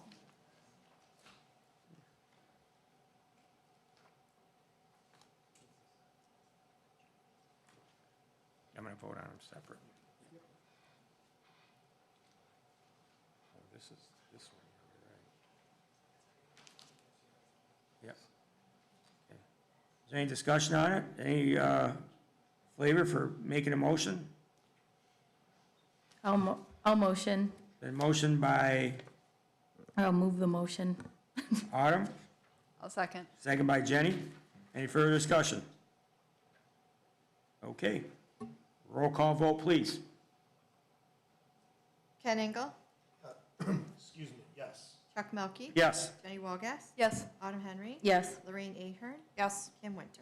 Yes. 6 yes. Okay, thank you, everybody. 6-0. Now we're going to go on to the next one. The approval of the extended trip. Be it resolved that the Swartz Creek Community School Board of Education approves the Swartz Creek High School overseas trip to Germany, Hungary, Czech Republic, Poland, Austria for June, July 2028 as presented. Yeah. I have questions on this one. Okay? Okay. Is the estimated number of students, like, there's no number right now because it's not scheduled for a while? Or, that's why? Okay. And on this one, everybody pays for their own ticket, including chaperones and all that? If you want.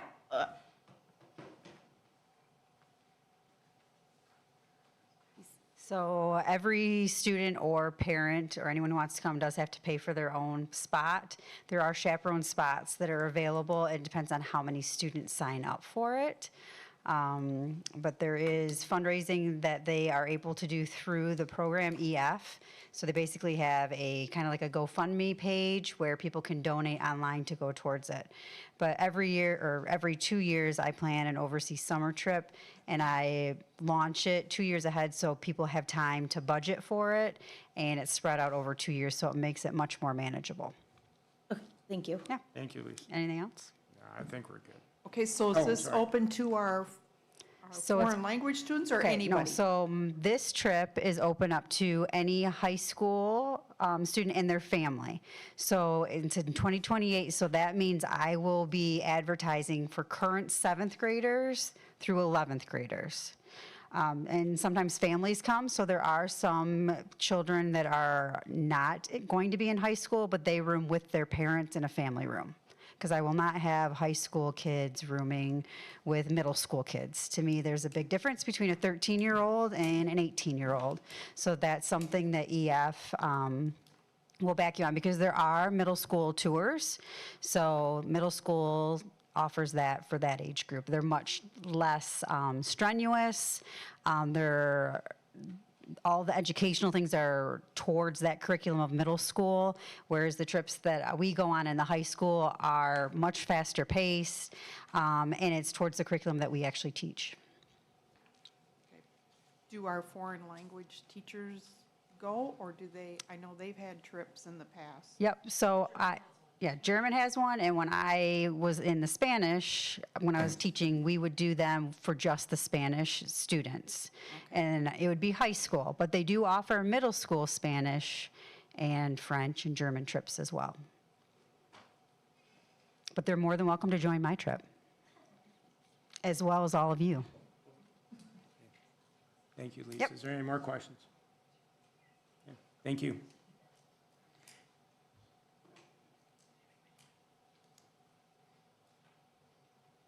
Any questions amongst the board? Can I have a motion, please, if somebody would like to do that? I'll motion that we approve the trip for the Germany, Hungary, Czech Republic, Poland, Austria for June of 2028. Thank you. Motion been made. I'll second. Second by Lorraine. Any further discussion? Roll call vote, please, Sue. Kim Winter, Yes. Jenny Walgast, Yes. Chuck Melkey, Yes. Lorraine Ahern, Yes. Ken Engel, Yes. Autumn Henry. Yes. Motion passes 6-0. Congratulations.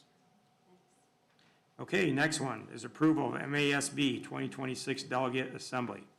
Be it resolved, and we'll have to talk about who the persons are in discussion. Be it resolved that the Swartz Creek Community School Board of Education approves to attend the MASB 2026 Delegate Assembly as the alternate to attend. We don't need a motion yet. We can discuss it.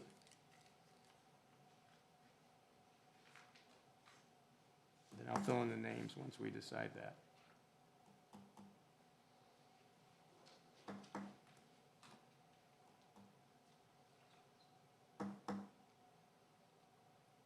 No discussion? Who would like to go? I see you What's push the your date chair for back.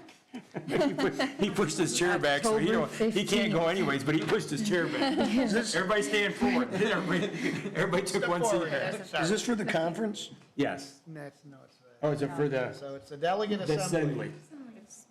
Yeah. Thursday, August, I think, 15th. Thursday when?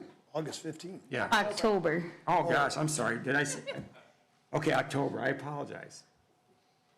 At this point, Thursday, October 15th, not August, at 7 PM at the Lansing Center. at this point, I intend on going to the conference, so I'll go ahead and do it. Okay, thank you, Ken. Does anybody have any objections for Ken going? Do we need an alternate? Yes. Don't put me and him together at a convention, so that's probably not a good idea. I'm not gonna Push your volunteer. chair back. Yeah, I'm pushing my chair back. I could be the alternate, Okay. unless somebody else really wants it. Somebody else wanna go? You've got problems with other things. so you're worried about.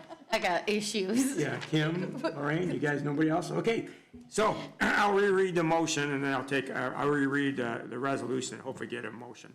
Be it resolved that Swartz Creek Community School Board of Education approves Ken Engel to attend the MASB 2026 Delegate Assembly and Jenny Walgas as the alternate to attend. I'll move that motion. Is there a second? I'll second. Second by Kim, motion by Autumn. Any further discussion? Please. Thank you for volunteering. Yeah. Can other people go if they want? Yeah. That's what I thought, yeah. Is that true, Sue? Okay, that's what I thought. All right, so go ahead, Sue. Roll call vote, please, ma'am. Chuck Melkey, Yes. Jenny Walgast, Yes. Ken Engel, Yes. Lorraine Ahern, Yes.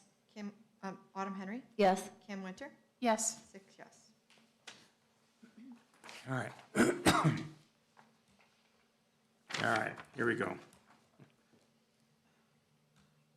Approval of the Swartz Creek Community Schools handbooks. I'm not even going to read this to you. Well, I will. Be it resolved that the Swartz Creek Community School Board of Education approves the 26-27 Swartz Creek Community Schools handbooks as presented. Are we gonna, Discussion. of course. are we gonna approve these? Separately? Yes. Yes, I would approve, I would like to do it separately, but it's the pleasure of the board. Do them separately. Okay? Let's make a motion for that first. Okay, I would like to motion to approve the handbooks by, separately. There was a second by you, Ken? Sure. Second by Ken Engel. Roll call vote, please, Sue. To vote on the books separately, the 3 books that we have presented. 4. Is there 4? Yeah. Lorraine Ahern, Yes. Kim Winter, Yes. Chuck Melkey. Yes. Autumn Henry. Yes. Jenny Walgas. Yes. Ken Engel. Yes. 6 yes. Okay. Okay, who wants to start out with the first book?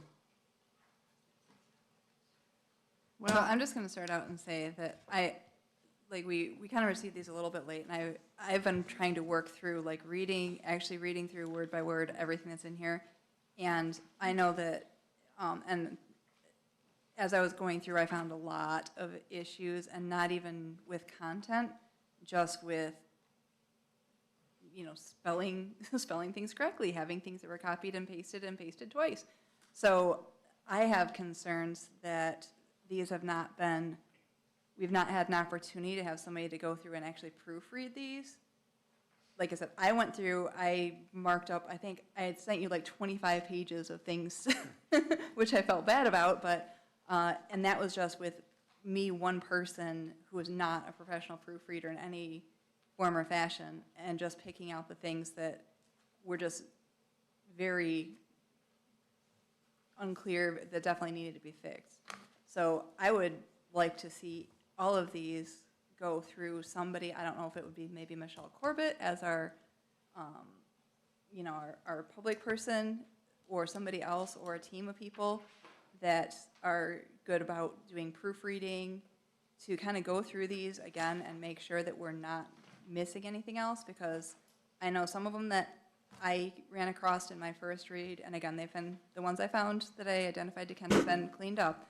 But it was embarrassing, and if they had gone out like that, it definitely would not have been a good look for the district. And I just have concerns that I'm sure I didn't catch everything, because I'm not great at proofreading. And I'm not sure what else we might be missing. Before we post this as, new to the district, read our handbook.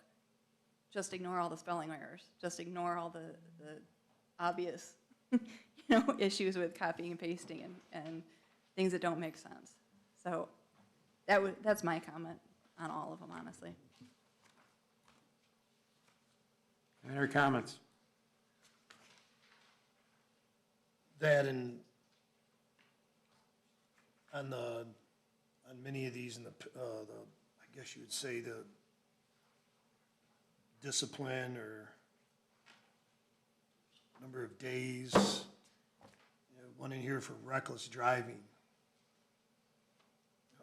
So who determines that the behavior is reckless? Are you using the state statute for reckless driving as your threshold? And if you're gonna do that, I would think that you should probably allow the due process to take place through the courts. Or do we really not mean reckless driving? Do you just mean that I look out the window and go, oh, look, Billy's driving down the sidewalk? That's reckless driving. So what exactly is reckless driving? And if you want to look it up, you can type in MCL, reckless driving, and see what the statute says. But that, that's just one of a few. There's another one down here for trespassing. So when a child's kicked out of school here, they're told that they're not allowed back on school property. So we come up with a penalty, and we're gonna kick you out for 3 more days. Why wouldn't we just have them arrested for trespassing? And do a petition on them in juvenile court? We've already kicked them out of school, and that apparently did not get through. So why not do a petition and send them to court?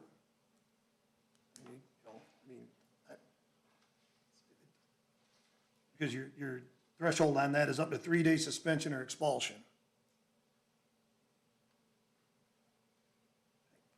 That, to me, that makes no sense. And that's just me, but I'm looking here. there's, possession of a weapon. First offense, up to 10 days. Maximum penalty is expulsion. I would say if they bring a weapon to school, they should all be expulsion and be brought to the board. What, that's not a, I don't think that's one. There's another one in here about assaulting staff. That should automatically come to the board. None of our staff members should be assaulted. If you put the teachers are put into an expectation where they can't, in all reality, they can't defend themselves. I mean, so if one of our teachers, gets punched 2 or 3 times and whips some kid's hind end, I personally don't have a problem with it. But if we follow our little rules, there's a problem. Well, if there should be one heck of a penalty if you touch one of our staff members. Push, punch, grab. So, that's another one that should just immediately come to the board. I had this conversation another time. We were talking about vaping. And I said, if you look at vaping, alcohol, marijuana, I'm not minimizing it, but the state of Michigan has decriminalized them. They're all civil infractions now. They're no longer misdemeanors. And in the particular school district I'm talking about, they had a harsher penalty for a kid with a vape than they did for assault. I said, I'm pretty sure when you turn 21, all those things I just listed off become legal for you. Assaulting someone never becomes legal, whether you're 16 or 60. So, we need to think about, I understand vaping and that is a huge issue and a problem in the school, but in the same breath, when you're looking at what society is going to be, you're going to kick someone out of school for 5 days for fighting and 10 days for vaping. So you're condoning assaultive behavior more than you are someone hitting a vape. And I'd like to add to that, we need to be consistent and not pick and choose. Well, that's where you get rid of every one of these is up to 10 days. No, just 10 days. False alarms, false reports, bomb threats, up to 10 days or up maximum of an expulsion. If you do a bomb threat, you should automatically go for expulsion. And if you do a false report or false alarm, you should just get 10 days. I mean, there needs to be penalties for behavior. And the other problem I have with that is up to 10 days, and I'm not saying anyone does or doesn't do it, but, well, little Billy's got this problem or that problem, we're just gonna kick him out for 2 days. Little Tommy comes through the door, and no one likes Tommy because he's a jerk, we're gonna give Tommy 10. But they did the same exact thing. That's not how that works. It's blurring the line. Huh? It's blurring that line. Well, And what I you don't do like is you that. remove the option. Yeah. That way, my motto is you treat everybody the same all the time. We're all either happy or we're all miserable, but we're all the same. It does have to be blurring, like you said, it does have to be consistent. I mean, we can all look, we have been lax because I think, not just this school, but look at, when somebody has a disagreement out in the community, their first thought is violence. Well, let's fight about it, or, we need to nip that in the bud in school. So you should never get more time off of school for, if you've assaulted a teacher or something like that. You should be gone. Yeah, that's a serious thing. Is there a way, so I take it that we're not happy with the parent-student handbook, and I agree with you with a lot of things you said. Is there a way that we can have a few weeks for you guys to make some suggestions to Ken, and he can push them down to the building principals? We've been doing that for the last 2 months, Go ahead. right? Go ahead. Like this started in July. The recommendations came from the committee. We sat at the committee meeting. Every recommendation that was made to me was documented and then sent on to the building administrators. The building administrators then went and gave that information and adjusted them. They received them at the beginning of the year activity. The statement was to come up with some parameters within discipline. You'll notice that within the elementary, there's a much different parameter. When you talk about weapons, you also notice within that weapons, there is that dangerous weapon. If it passes what the legal limit of a dangerous weapon is, it is an automatic expulsion. So when you look at some of those, you asked me to go with some parameters for the discipline. What they did is they then went and found some other handbooks within our area and found some of the parameters. I recommended them to find one. They found one locally, and they added those parameters for the various incidents within school. It's huge in terms of elementary, first grader, all the way up to a senior.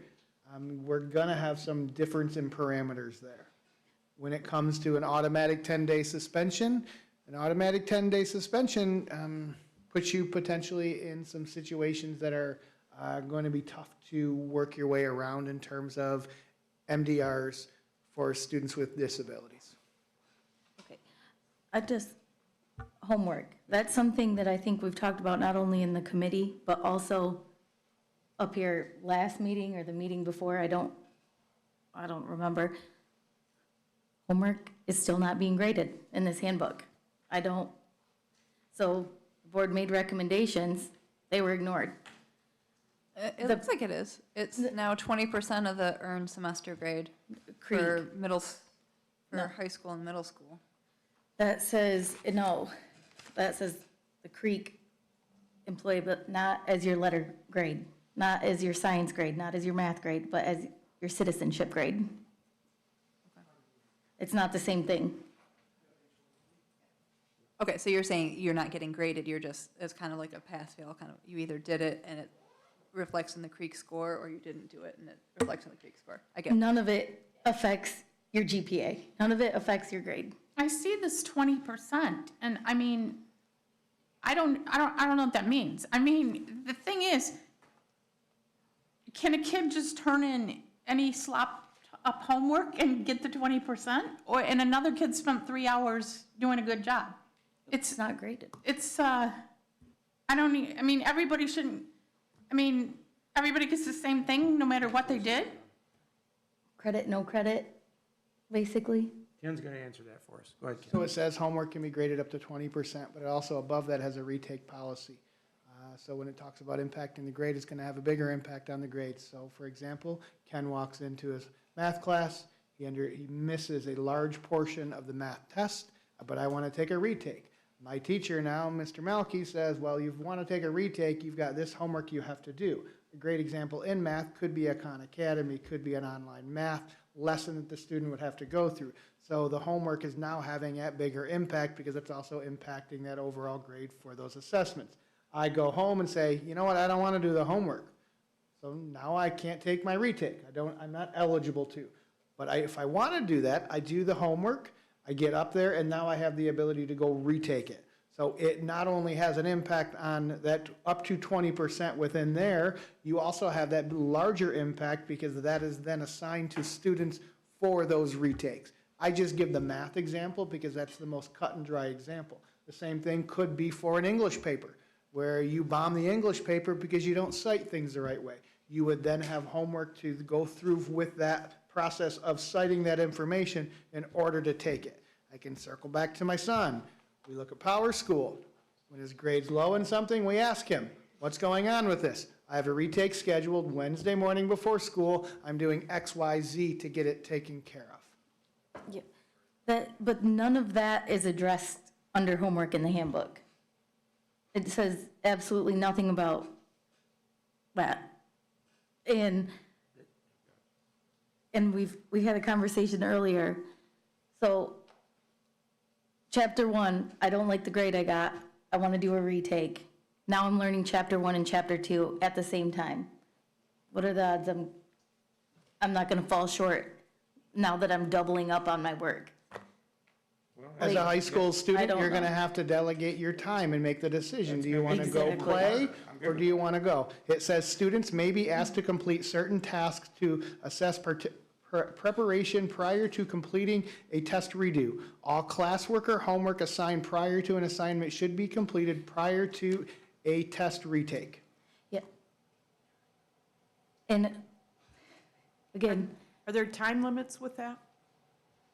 Students, yes, all redos must be submitted within 2 weeks from the original assessment due date. So a student is not able to go the entire semester without doing anything and then say, Mrs. Wilson, I'd like to retake everything right now.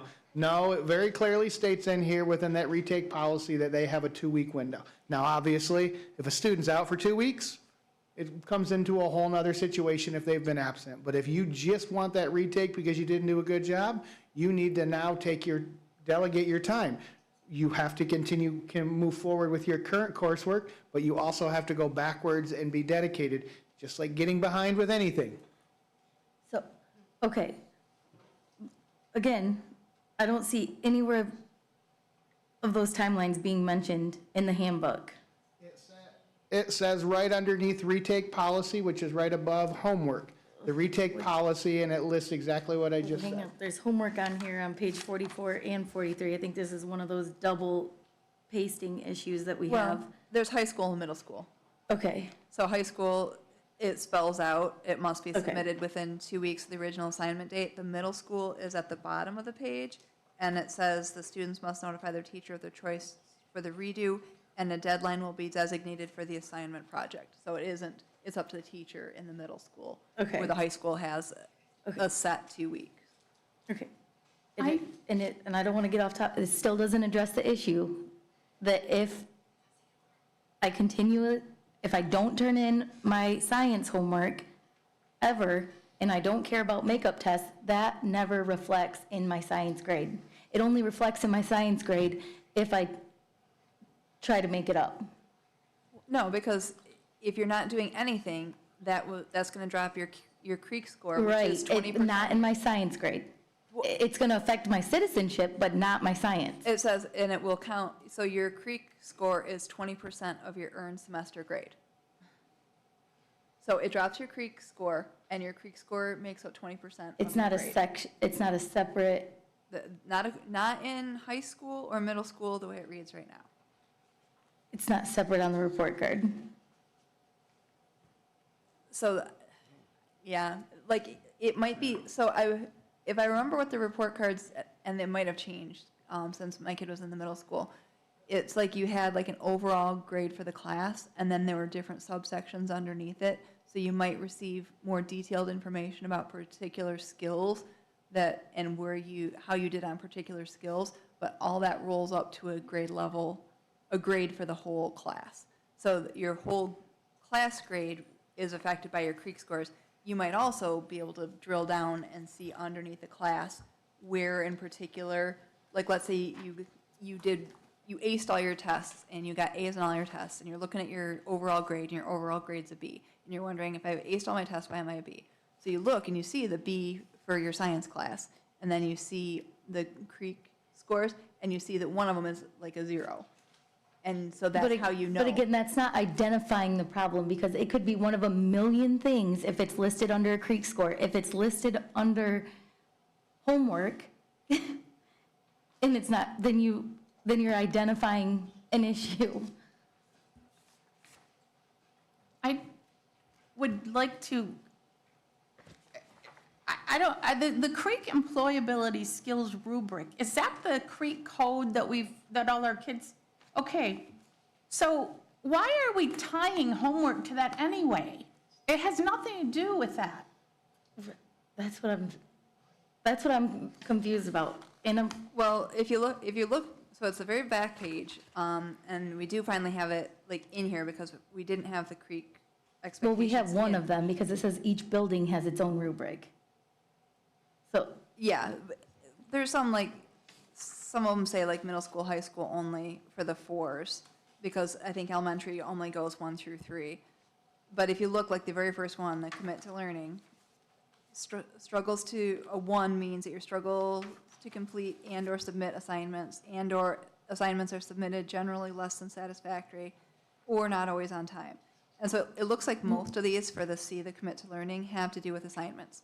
So if you look on your report card, you see your science is a B and your C is a 0, you know. but they don't break it down by letter anymore, remember? I'm not sure, I haven't seen a report No, card. but we in a while. discussed that last time, that you're not gonna get 5 different pre-scores for 5, Like, Or- the report cards used to show, like I said, an overall grade for the class, Yeah. and then it would break down here's my thing. more information. And How do so- you grade that if you don't have a grade for assignments? If there's, So you'd have a C and you'd have 0.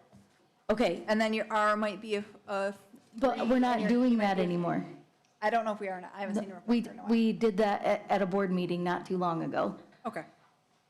where it's not being broken down by letter anymore.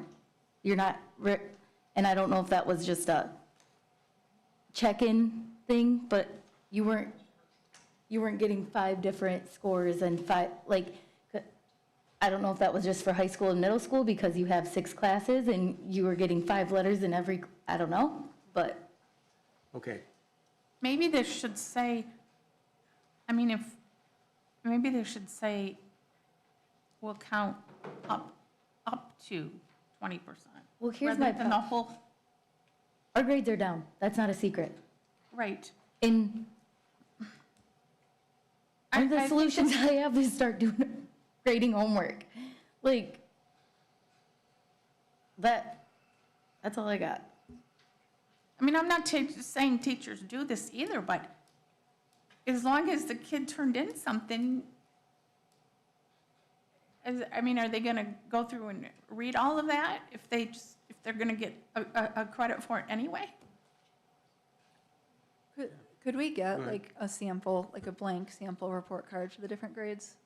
I mean, like, as part of your update for this week? Thank you. okay, so we're at an impasse here. I want to just roll call vote and see what you guys think. Wait, I got a couple things. Go ahead, Lorraine. Well, yeah, Okay, since we have gone back to K through 5 schools, I'm just curious at how the PTA, PTO money has gone back together, you know, what schools did we collaborate to get the money? Because I remember it was a big deal when they had to split it. So that question just came up as I looked at this. I don't have that answer personally. Okay, Is that in the handbook? What section is that one? in? well, there was a page There's a on page on PTO funding, 11. Okay. And then, coming from the attendance, a big, big problem is lack of correct phone numbers and addresses. And I don't know, like on the medical card, I don't know if we look at them at different times in the school year to make sure they're updated, but that is a huge problem with keeping numbers updated when we need to get a hold of parents.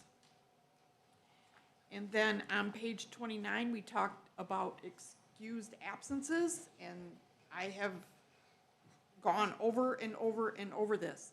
It shouldn't be excused when a parent calls in, it should be verified.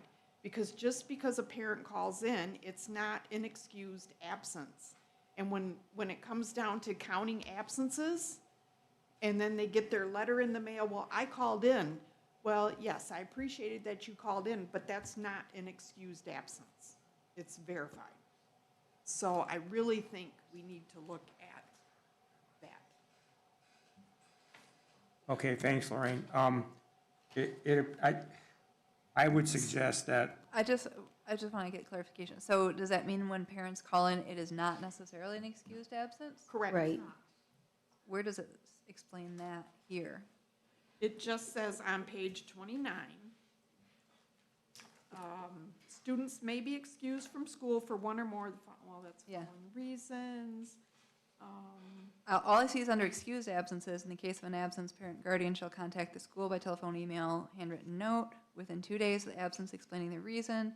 There you Students go. may be excused for one of the more reasons. So just because they call in, It doesn't make it, so no. how The does it state become? says they're not here, it's an absence. So yes, I would tell the parents, I appreciate that you called in, you let me know where your student is, you're aware of where your student is, but that is an absence. Per the Yeah. state of Michigan, that is an absence. The state doesn't count unexcused absences anymore.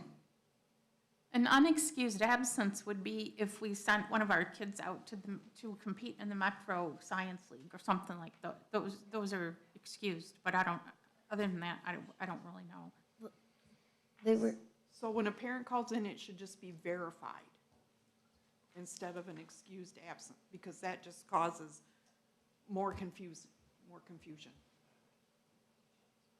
They're not being excused. Why waste your time calling in? Because then we know where they're at. The next day?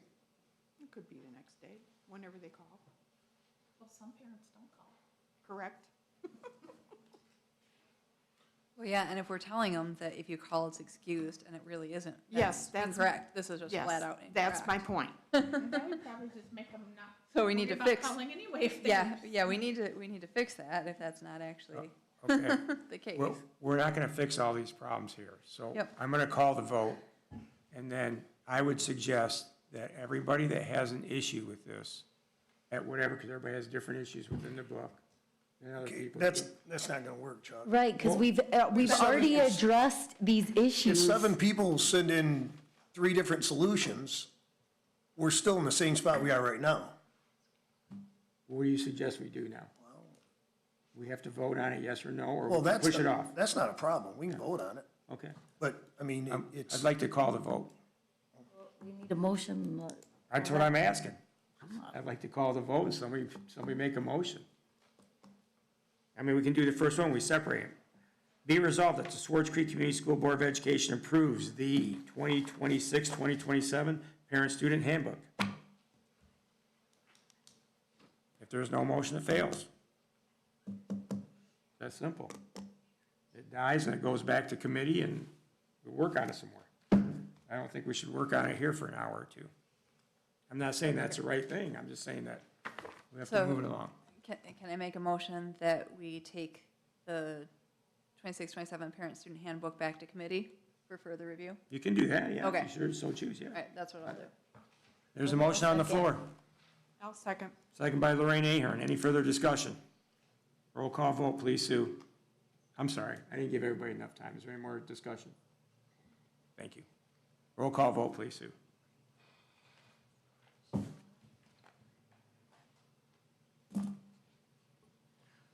Jenny Walgest, Yes. Chuck Melkey. Yes. Ken Engel, Yes. Kim Winter, Yes. Autumn Henry, Yes. Lorraine Ahern. Yes, Thank you. Motion passes. And I don't know if, I mean, I skimmed through it, but I don't know if we're gonna have to get AI or something to read it to see every spelling correction, every duplication of sentences and/or paragraphs. So Well, yeah. I'll ask Ken Yeah. Danzera to ask to do that, would you please, Ken? Okay. So next one we're gonna talk about is a virtual learning center parent-student handbook. Did we just reject all 3? No, we did one at a Did time. 'em. Huh? So that was just the K. The parent handbook. 12. What are we doing with the rest of them? Well, that's what we're gonna ask right now. We Oh, voted to split them before, so now we have to address each of them individually. So we're gonna talk about the Swartz Creek Virtual Learning Center Parent-Student Handbook. Okay.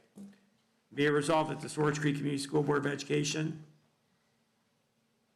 approves the 26-27 Swartz Creek Community Schools Virtual Learning Center Parent-Student Handbook as presented.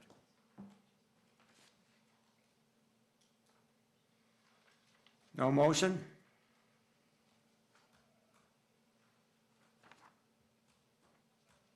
So I'll make a motion that the Swartz Creek Virtual Learning Center Parent-Student Handbook be reviewed further for spelling, grammar, formatting issues, and then returned back for a vote at a later time.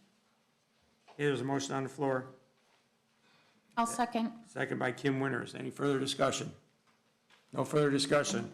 It states that the Swartz Creek Virtual Learning Center Parent-Student Handbook be revised by clerical, miscellaneous, and Grammatical. brought back to the board. Just trying to help Sue out down there. I got it. Okay, is that okay, Sue? Yeah. Thank you. I'm supposed to repeat a motion if I can remember it. Lorraine Ahern, yes, Kim Winter, Yes. Ken Engel, yes. Chuck Melkey, Yes. Autumn Henry, Yes. Jenny Walgest. Yes. Did I say yes? Oh, I don't think you called me. Did I say, I don't remember. Yeah. Oh, great. I can't You're gonna try to remember to repeat that back?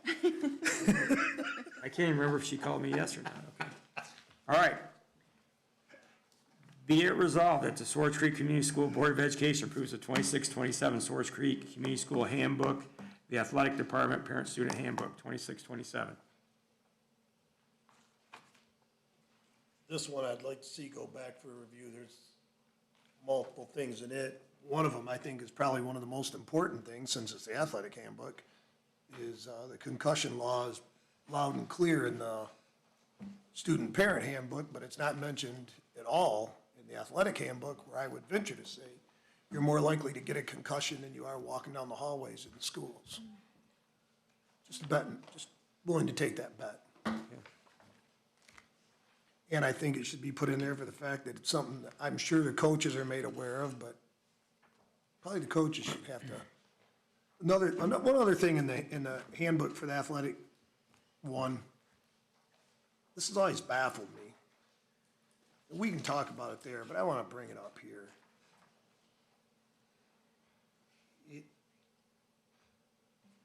There's a section in here for the parent or guardian commitment. That's on page 6. Yeah, and I really don't have a problem with it, but I don't know how, we can't will our power on a parent or a guardian or a relative. I really don't know. Yeah. I think these could be suggested things for parents, but I mean, they should be common sense things for parents, and if they're not, then you involve the police and you have them removed from the facility. But I don't, you're not changing, you can't control the adults. You only control the adults with laws. This is something that we went over as a recommended change back in July or, whatever month we started reviewing these. And still wasn't taken out. I mean, you. They did add coach commitment though, because that wasn't in there before. So we got some guidelines for coaches. The recommendation on that was to make it look like the Title I compact where families are making the commitment, students are making the commitment, as well as the coaches are making a commitment. So when that discussion came up about those commitments, it was revolved around how could we make this look also like a Title I compact. As a Title I school district, you have a compact where teachers, students, and parents are making a commitment to the education of the students. So within there, the recommendation was to add some of that language in terms of some of that commitment. Yeah, I think one person in the subcommittee made that recommendation. I don't know. I'm going off memory. It's fine, I mean, but it's just, we have no ability to hold an adult to a standard. Right. I agree with you. I get it, but. Well, most of those things there, you would think a parent would do anyway. I'm sorry, Well, I mean, if they heckle the referees, you're gonna have to throw them out. Well, yeah. And, It says attend events when possible and cheer positively. So I know we have people that don't do that. Another quick question I have, powerlifting, is that co-ed or is it gender-based? Or is there, one for each? Archery, same thing, Archery is co-ed. okay. so back to the adults, what happens if it's not a parent? Well, it says guardian, or crazy aunt and uncle. Yeah. Right, that's what I'm saying, is Well- we're trying to control something. Well, no, there's something in here too that says that you shouldn't. Oh, hang on. I think it says refrain. It just says refrain from using bad sportsmanship or profanity. So why are we?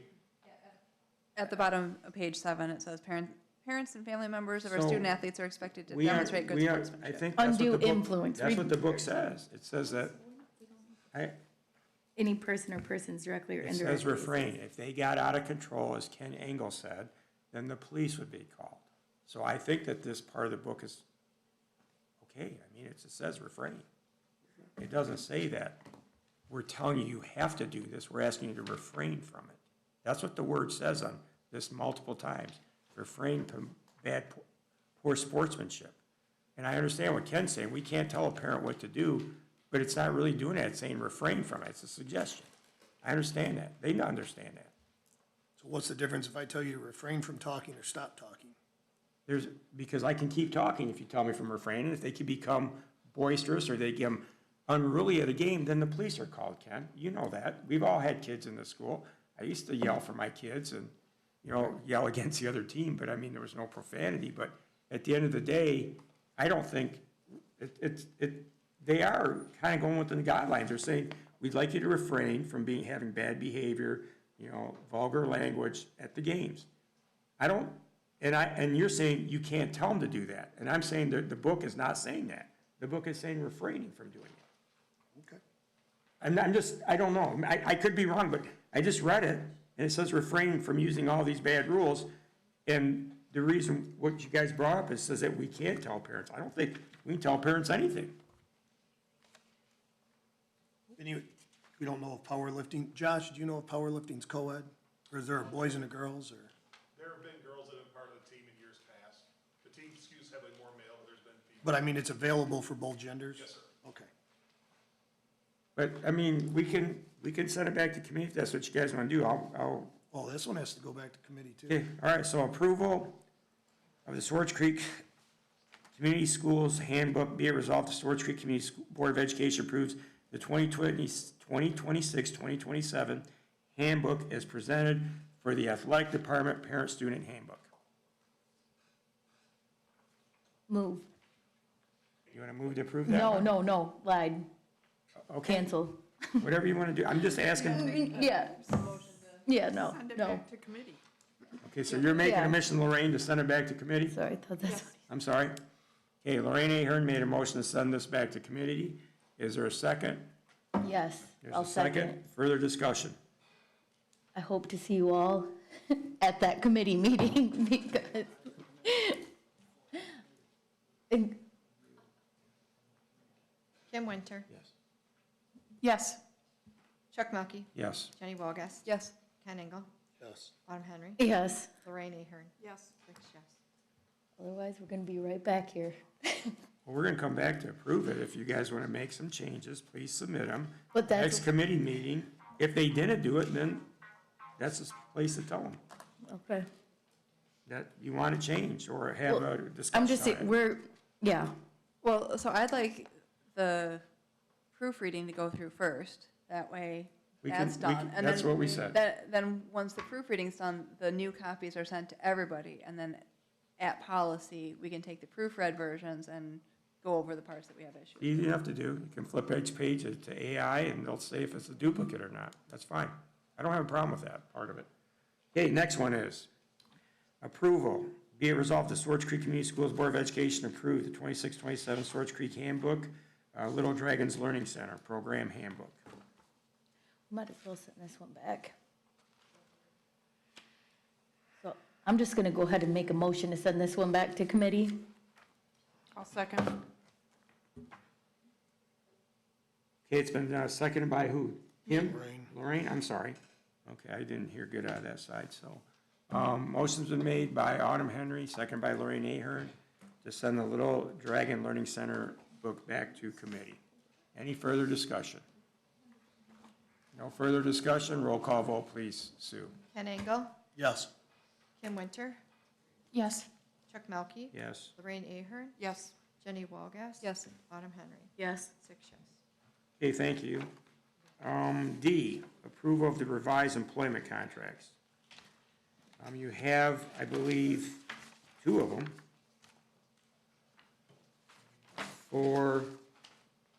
They're both for mechanic technicians. Is that true, Ken?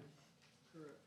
These are two people we found working without contracts. No, they No. were working with, so they were working with contracts, but the salary amount, the hourly amount was not accurate because it did not take into consideration on page 1, 2, 3, the 1.75 annual increase. So they don't have a salary schedule, they have an annual increase.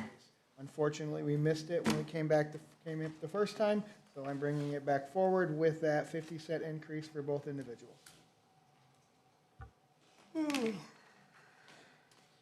So how far back is it retro? It was just approved within the last couple weeks for at most. Sue, I see you nodding down there. It's July 1st, I believe, that's when the contracts are. Thank you. Okay, so it needs to say July 26, or 2026?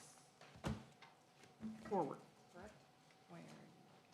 Says this employment agreement is established for a term of 3 years commencing on July 1st, 2025. That's when it was set up, and then he goes for 3 years. Correct. But the increase is only from 2 weeks ago till now, correct? No, they got it last year, too. They got the 50 cents last year also. Okay, so is this rate here what they're currently making, or was this the rate that they were making back on July 1st? What year? 25. Because this, okay, because this contract says this rate as of July 1st, 2025, which would mean that this rate would have to go back to 2025, and then July 1st, 2026, they would get their 1.175 increase above this, as written. Last year, they were receiving, shall I say the amount? Yeah, because we're not saying names, I think it's. Yes. $27.25 an hour. Okay. And then it changed on July 1st, and it should have said $27.73. And So that's what, the first number needs to be on the first page then.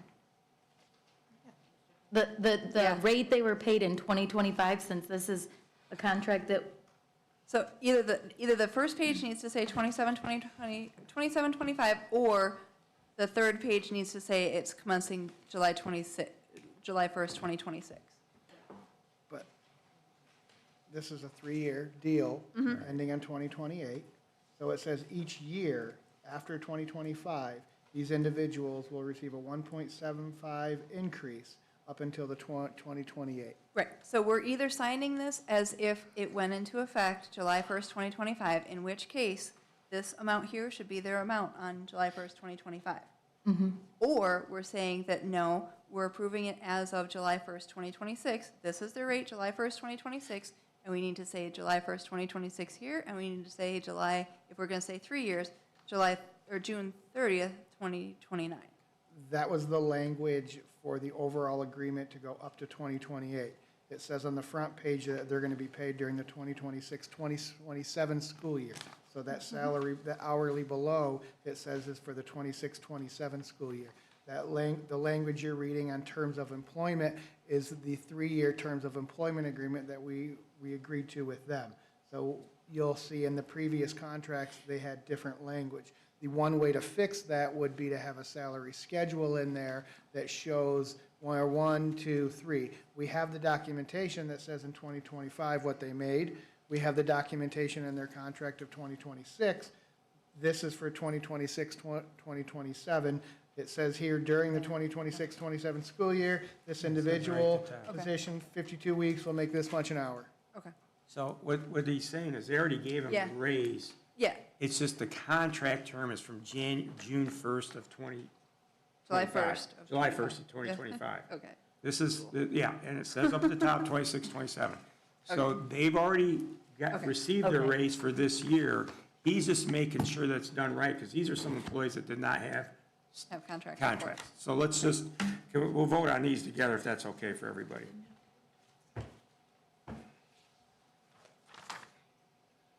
Is everybody okay with that? So, be it resolved that the Swartz Creek Community Schools Board of Vacation approves the revised employment contracts for Brett Hausfelder and Randy Goodman as presented. I'll make a motion, we accept that Thank you, Lorraine. as presented. I'll second. Second by Jenny Walgas. Any further discussion? Roll call vote, please, Sue. Chuck Melkey, Yes. Kim Winter, Yes. Jenny Wilgast, Yes. Ken Engel, Yes. Autumn Henry, yes, Lorraine Ahern, Yes. 6 yes. Okay, motion passes, thank you. Approval to amend the sale of buses. You have a form in front of you.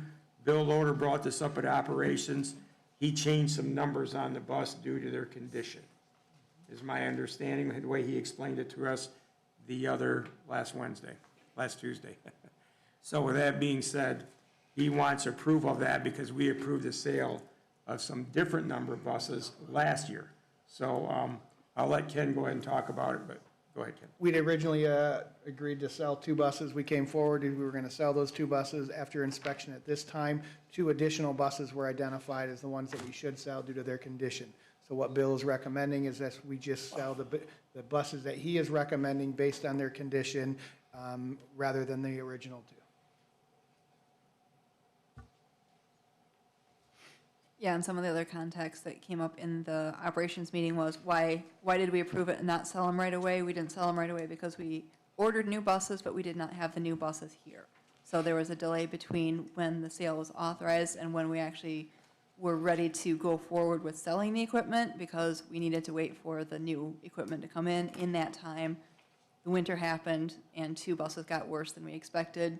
That's why we're in this position.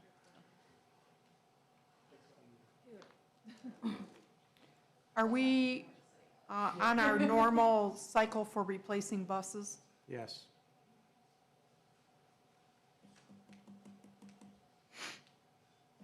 Sick of surprises. We need a motion to exchange those 2 bus numbers. I'll make a motion to amend the sale of buses. I'll second that. Second by Kim. Any further discussion? It rusted so bad over this past school year that now we need to go back. Like, okay. My car has never rusted overnight. It's rusted over years, but I get it. It's not a bus. Maybe that's the difference. I didn't don't say know. they rusted. He just said I they don't were in know. poor condition. Worse than what he thought. It got worse. Yeah, but at the end of the day, maybe we'll build a bus garage so they won't rust out. Well, we have a bus wash. I know that. But I've been pushing for a garage so they can store inside because they rot in the summertime when they're sitting out there in the sun, but I'm getting into the weeds, so, They're not locked either. yes. We just had a problem. If you guys want to postpone it, go look at the rust. You're more than welcome to. I'm just saying, I don't know why. Have a motion. Any on further the floor, discussion? don't we? Yep. Okay. Jenny August, Yes, go ahead, Sue. Yes. Ken Engel, Yes. Chuck Melkey. Yes. Kim Winter, Yes. Autumn Henry, Yes, Lorraine Ahern. Yes. Okay, thank you. That motion passes. Let me get down, is that the end of my agenda? no, this seems a little backwards, though. Oh, I'm sorry. Approval, I got one more. Approval of the LOA regarding wage placement. This one I'm not familiar with. Be it resolved that the Swartz Creek Community School Board of Education approves the LOA regarding the wage placement of maintenance technician as presented. We just approved that contract, right? Both contracts, The hire. plural. No, this is a different individual. This, Yeah. okay, so because we approved those at the, what have you, now, This is a different This is a individual. different This is person. not the people we just voted on. This is a new employee. And what we're looking to do is place a new employee. He currently works for us, but he's taking a new position as a maintenance. So we would be, the current contract reads that they have to start at the base salary. Starting him at the base salary would taking an individual from, I believe, the custodian and putting them as a maintenance person, which is more responsibility, which is more a higher level position, but we would be asking him to take a pay cut. Instead of asking him to take a pay cut, we have a letter of agreement in this unique situation to have this individual hire in above that base salary. It would be similar to hiring a teacher. We currently do it right now, where if they have 5 years of experience, we're going to honor those years. We're just looking to honor what he has done, not so much years of service, but hire them at, step 2 rather than step 1, so the individual isn't taking a pay cut. okay. Well, Well, there was nobody else who applied, or there was no, like, I don't, I don't, because this is permanent, right? I'll This break- is gonna happen. This is the right person for the right job. Right. He came forward as the most qualified candidate that Mr. Loader wants part of his team. He wants this individual to not start at step one, so we went to the ASME union, and they agreed. This individual, he's taking on more responsibility, has a skill set that we need within there, so we asked the union, this is not a setting precedent, this is for this, what it says at the top, unique hiring circumstance. And this is gonna fit within the budget, because still haven't seen a line item budget. Let me, Ken Engel, help me out with this. What? You understand this. We had police officers in the police department that might have 7 or 8 years in. And when they got promoted to sergeant, they would actually make less because they went to a lower step. We had to fix the contract and sign letters of agreement, so they went to the next highest step. That's all this is doing I'm for not this. mad about it. No, I'm not saying you're mad. I'm trying to get you to understand it, because I know I what you're do. saying. Okay, then, so we have a janitor, and he's going to go to this division. Right. But in reality, what he's making, if he goes into the one-year division here, he's making less money. Than All his we're saying 4-year, is, yeah. is giving him the next one up. So that's all we're doing for the I get it. person. Does this fit within the budget? Yeah, because the position's open, and it's within our, it's a replacement But we person. won't- Yeah, Yeah, But all we're I'm just saying, starting- we budgeted to hire in at step one, and now we're hiring somebody in at step two. I mean, I don't imagine there's a huge difference. in this. I'm not mad, I just need a line item budget so I can follow the big picture. Fine, no, I understand. But, Okay, so in the job that he's currently in, is that an ASME position? no, I'm sorry, I'll let Ken answer that. Is that an Ask Me position, Ken? This is a letter of agreement between ASME and the leadership. I do not know, so he would be moving into the ASME position. I do not know if if that subdivision of that is in the ASME, but this is, because this agreement is with ASME, he would be moving into the ASME union. You'd be moving into different locals anyways. We had Ask Me at the county. You went from one local to another, and you take a pay cut if you took a promotion. It was silly. It's just moving the person up to the next step. So, but that's a good question. But I think, isn't this a janitor? Or is it one of our other maintenance workers? Because he's got an open maintenance position. Okay. I would just like to add one thing to that.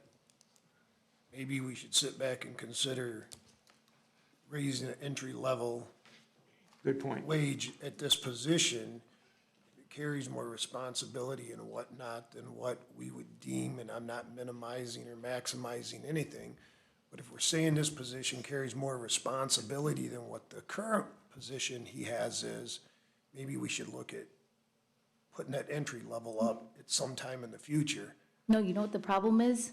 Is this is one of those I don't want to blame Edge's staff, because I don't know if that's I don't know if they take it. party that we use for janitors right now, off the top of my head, but they set the wage. You don't. And I might. have And now they're misspoke. driving our union wages up, Yeah. because they set the wage. I don't know if this person's from Edgy staff. I talked to Bill about it. I can't recall now. So at this current position that we want to move him into, is that will he become our employee? Yes, which I'm fine with, but I just want to make that point of the bigger issue. Not the, Somebody else is setting our wages effectively.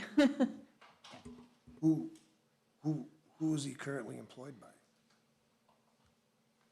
I don't, we have like 52 third-party companies that we employ people through. If Not he's a- really, but that's dramatic. Anyhow, let's vote. Roll call vote, Sue. Or did we motion and Yeah, second? Oh, I thought it was motioned already by Lorraine. I'm sorry. Did we? Is there a motion? No. Okay, I'll motion it. Okay. Second. Second, thank you, Ken. Sue, roll call vote. Lorraine Ahern, Yes? Kim Winter, Yes. Autumn Henry, Yes, but I'm not happy. Chuck Melkey, Yes. Jenny Walgast, Yes. Ken Engel, Yes. 6 yes. Motion passes. Just- Okay. Look that up, but isn't aren't the custodians the ones that started the whole edge of staff? Didn't that open the whole door to all of that? Yes. Okay, so I'm gonna assume that they're still, When we originally, they're not part of when we ASME. originally privatized the custodians, the next thing that came about through the district was the Gext employees. And then Pandora's box opened from there. Yep. Okay, I want to thank everybody. I want to thank. That took place in like 12 or 13, I'm not sure which. Yeah, so that wage, I just wanna, and then I'm done, I promise. But, so that wage, before, as an EDU staff employee, you're not making, you're not getting the insurance benefits, the, what is it, like, there's a whole benefits package that comes with ASME, right? You're not getting any of that. But now we're gonna pay the same wage, and we're gonna give you all of that. Yeah. Okay. Your point is well taken. They're paying I a just higher wanna rate make of sure. pay because they don't have to provide a benefit package with healthcare and insurance and all that. Right. So they've created a higher wage, and then when they come into the ASME group, where they have a benefit package and healthcare and all that, there obviously is a lower wage, which makes it look, probably if you took the actual cost of the employee now, it would be much greater than what it was with the EDU staff. So yes, Right. So I'm just saying that just got a whole lot right. expensive. Well, This is an open position we have, Ken. This is not a new Listen. position, it's an open yeah, but position. but We've already budgeted. No, you're missing the point, Chuck. What am I missing? With using people like Gext and EDU staff, they don't have to pay a benefit package. I know that. Okay, so they could pay someone $20 an hour. Okay, But if you were getting health care and sick time and everything else, we might only pay you $15 an hour. I understand. So now, so this gentleman doesn't get hurt financially, we're gonna bring him up to $20 an hour. But now we're bringing him up to $20 an hour with all those benefits. So that's what she is saying, is they're driving the hourly rate of pay, but they're not having to pay benefit packages. So it's pretty easy to do it. We all know if we get rid of healthcare. I'm not calling it, yeah. I mean, we don't how much I money would rather how much hire money would you everybody save? in district out the gate. I would. No, but honestly. But that's what we're not factoring in there. Right. So this doesn't happen. If we don't hire this gentleman though, This has got nothing to do with it. no, I know that. But if we hire somebody off the street for the open position, they're gonna be at $17 or $18 an hour. In 1 or 2 years, they'll be up to that $20 an hour, and that's all we're raising this guy to, so it's $2 an hour. And we'd have to hire a guy anyways from the outside. So, I mean, we're talking pennies. But you're missing her point. That the benefits, I understand that, but we No, still have to it's hire not the somebody. benefits. No, It's an outside entity is driving the hourly rate of pay up for all these positions because they don't have to pay a benefit package. So then when people transfer over from one to another, yeah, they're gonna come work for less money, but now they have a benefit package. Right. Well, so we don't look like we're harming them financially, we're giving the guy more money, which makes perfect sense. But the outside entity is driving wages up without anyone negotiating them. I So understand. when you think you're saving money one yeah. place, And we're talking about raising the minimum wage here, the step one here, based on what, EDU staff? They're not giving their people a lot of money. I get wouldn't worry I about get it. what she's getting at. Yeah. I get it too, but we'd have to hire the position anyways. I'm not mad about it. From outside. I'm mad. That's not what I'm mad about. Let's take public comment. I'm sorry it took so long from the public, but this is board business, and sometimes it takes longer, sometimes it's less. So anybody would like to address the board, please come up. You have 3 minutes, please be polite, and come on up. Thank you. Hi, everyone. Brianne Wilson, president of the SCEA. I had the pleasure of meeting a very large group of new hires today. It was the largest group I've ever seen, and potentially the largest Creek has ever seen. Everyone I've talked to, we haven't remembered a bigger, but so at least in decades, the biggest group of new teachers we've had. They had a great enthusiastic energy. They were positive, and our veteran teachers are very excited to welcome them with open arms and show them what it means to be a dragon. Now, the vacancies filled by these teachers and the vacancies that we are still looking to fill are due to the departure of 26 certified staff, 29 if we count the 3 who retired mid-year in the 2025-26 school year.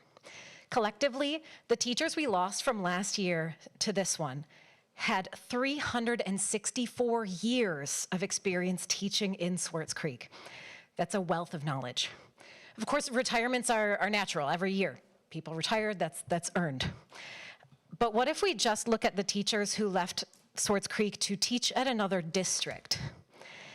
Those 21 individuals who make up about 10% of our teaching staff share 188 years of Creek experience. 188 years of time spent learning our community, honing their craft, and taking on increasing levels of responsibility. When we lose a Creek teacher, we lose out on an investment that we made in our kids' future. We lose institutional knowledge that is essential to continuity from year to year. When we lose a Creek teacher to another district, we need to set defensiveness aside and ask why. We owe it to our kids to have the humility to say, what could we have done to keep this investment within our community? How can we do better to keep skilled staff once we hire them? Our students deserve stability, and I know we can do better to provide it. Thank you. Brianna, you said 21 left to go to other districts? Yes. So that left about 5 retirees. How do we know if we don't do exit interviews? Do we do exit interviews? No. The union does. Yeah. The union does? Are those shared with the district in any way? We can share, some folks ask for some feedback to remain anonymous, but we can share the general numbers with you. I can pull that together. I would like to absolutely. just conduct our own exit interviews. Yeah, I think we should, but obviously if they already Students have, and if they've staff. already reached out, I would love to see that. Well, if we brought in 25 teachers this year, how many were new? How many were brand new? I remember about 10%, 12%? Was it about 6, 8, 12? Yeah, well, we just had 2 teachers here that come from other districts, so it seems to be a thing, and I can remember being here for 8 years now. It might be the largest number, but there's always teachers going from district to district, maybe kids, maybe they moved out of the area, maybe they don't like the district, maybe they don't like us, I don't know. Or it could be, you said 5 retired, 6, 3 mid-year, and Right, but we should be, 21 left. we should be asking them. Well, we as should they're ask, going. yeah, we've But asked. I know we've had a lot of Wait a minute. turnover. I've asked for an exit several interview for times 2 for exit years. interviews, Jenny. You've been here for a year and a half. I've sat right here and asked Michelle Corbett, Michelle Paul, everybody, and you know what I'm more worried about? Why we lost 750 students. And you know what? I can't get any interviews on that or discussion, or why do we have 750 kids that left Swartz Creek? And it's not because of me, because they already were leaving during that time. So they like to put it on my shoulders. We've had 750 kids. I've had dozens of parents say, I left for reasons that I don't want to say here. They're telling me this. So why isn't the district making a phone call and saying, why are you moving your kid from Swartz Creek and you've lived here for all these years? I think that's an important question to ask also. So if we're gonna, I think that we should do them, and that the district should do them, and maybe not be union biased, or this person or that person, and just have the district act it. Maybe even have a third party do it, and say, can you tell us why you left? Because I was promised on 2 occasions, you can go back and look at the UT meeting, that we would do exit interviews on our children. I haven't seen anything yet, and that was 2 years ago, when I brought up our poor grade performance, and I was belittled. Which I have those documents here if anybody would like to see them. But anyways, that's just discussion on Brianna's thing, and I hate to see kids leave, or teachers leave, and kids, but I'm sure the argument is opposed the opposite way. The teachers that we have brought in from other districts, I'm sure were invested money into by their district. I think that happens because if a police officer gets all this training and goes to another police department, what happens? That training goes with what? That person. Yep. It's that simple. Well, I just wanted to clean that up a little bit because I think there's more to the story than what we know. Yes. Hi, Michelle Clark, resident, parent, all those things. It's still cheaper to keep people than to train new ones, just as a statement. It's still cheaper to retain your staff. That's something that I didn't write down. It's just from what we just talked about. Can you give us statistical data on that when you get a chance? No, but if you give me a chance, I'd be happy to Okay. pull it up. I but just, yeah, I'd love to see it. From Thank you. 25 years in healthcare, I can tell you it costs a significant amount to train a new nurse than to retain the one that you have. Chuck, last meeting brought up having the committee meetings recorded or televised or YouTubed or whatever. As a working person, it would be so helpful to be able to take part in those meetings when I can't come here and spend 3 hours sitting in meetings. So that would be wonderful if that's possible, because it's really hard as a community member to come to the meetings but not know the discussions that's happened in those meetings that happen during the workday. Because it's hard. You guys have discussions that's happened, but the minutes don't describe the conversation. It's just, we discussed this. So it would be nice to hear the discussions of, like, when you're talking about the SROs and cutting those back, or even, when you're changing around what is, configurations or stuff, or staffing and that kind of thing. The handbooks, I'm just concerned because school is starting on Monday. So, we've signed, as a middle school parent, there's athletic handbooks that we've initialed and had. So I'm just throwing it out there that you have people that have signed things that probably aren't up to date and school starts. And I don't know how you can hold them accountable for things that aren't current. And the whole having the parent page in the athletic books, I think, although you can't enforce it, having the pledge there and them signing, I understand that as a police officer, you can't do anything about it, but having that where, in theory, they've at least signed the bottom of the page or signed in the computer to say that they're aware. It doesn't mean that you can do anything, but it's kind of like taking that pledge of, I vow to do this, and they've had to put their name on it. It's not enforceable, but it's still there. You've still got your coaches and your kids, but for your kid to see you signing that and going over it with them, I think goes a long way. And then I just wanted to make sure, I heard that we're not busing from the daycares or anything like that. So I just wanted to make sure that that's what I heard. I don't think it was. I think that was just as a universal. It's not in our policy to bus school of choice kids. Yeah, not that are enrolled, but that are being, what did they call that stop, that pit stop? It was like it was in a few meetings several months ago. We discussed it at a length. I asked for the map I would like. for that reason. Thank you. Yeah. And just on her comment, I'd like to reiterate, I've asked to have the subcommittee meetings tape recorded, not tape recorded, YouTubed, same thing. And then that way, parents or fellow board members, if they can't make the meeting, can review it on YouTube. I've asked for it for almost 5 years, and I guess now I'm getting some support where some other people are asking for it, so I think that maybe we should look into that and address Travis and see if he can do that. I know there's more public comment. I apologize. Anybody else from the public?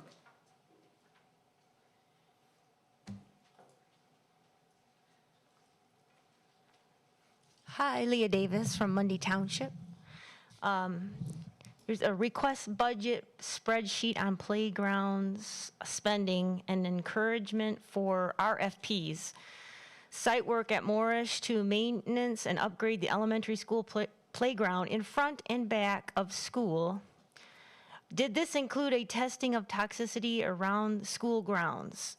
I myself called Eagle and the MDHHS, and they basically were telling me that I had to contact each other, and then getting the runaround, going back and forth, trying to figure out who would do the testing as far as the demolitions around the school. I had asked Tyler Rasmussen what the percentage was of homes that had asbestos at the mega site around the 2 square miles, and he said 70%. And then I asked him what was the percentage around the school, how many homes had asbestos, silica, lead, you know, any other toxicity around the school, and he did not know.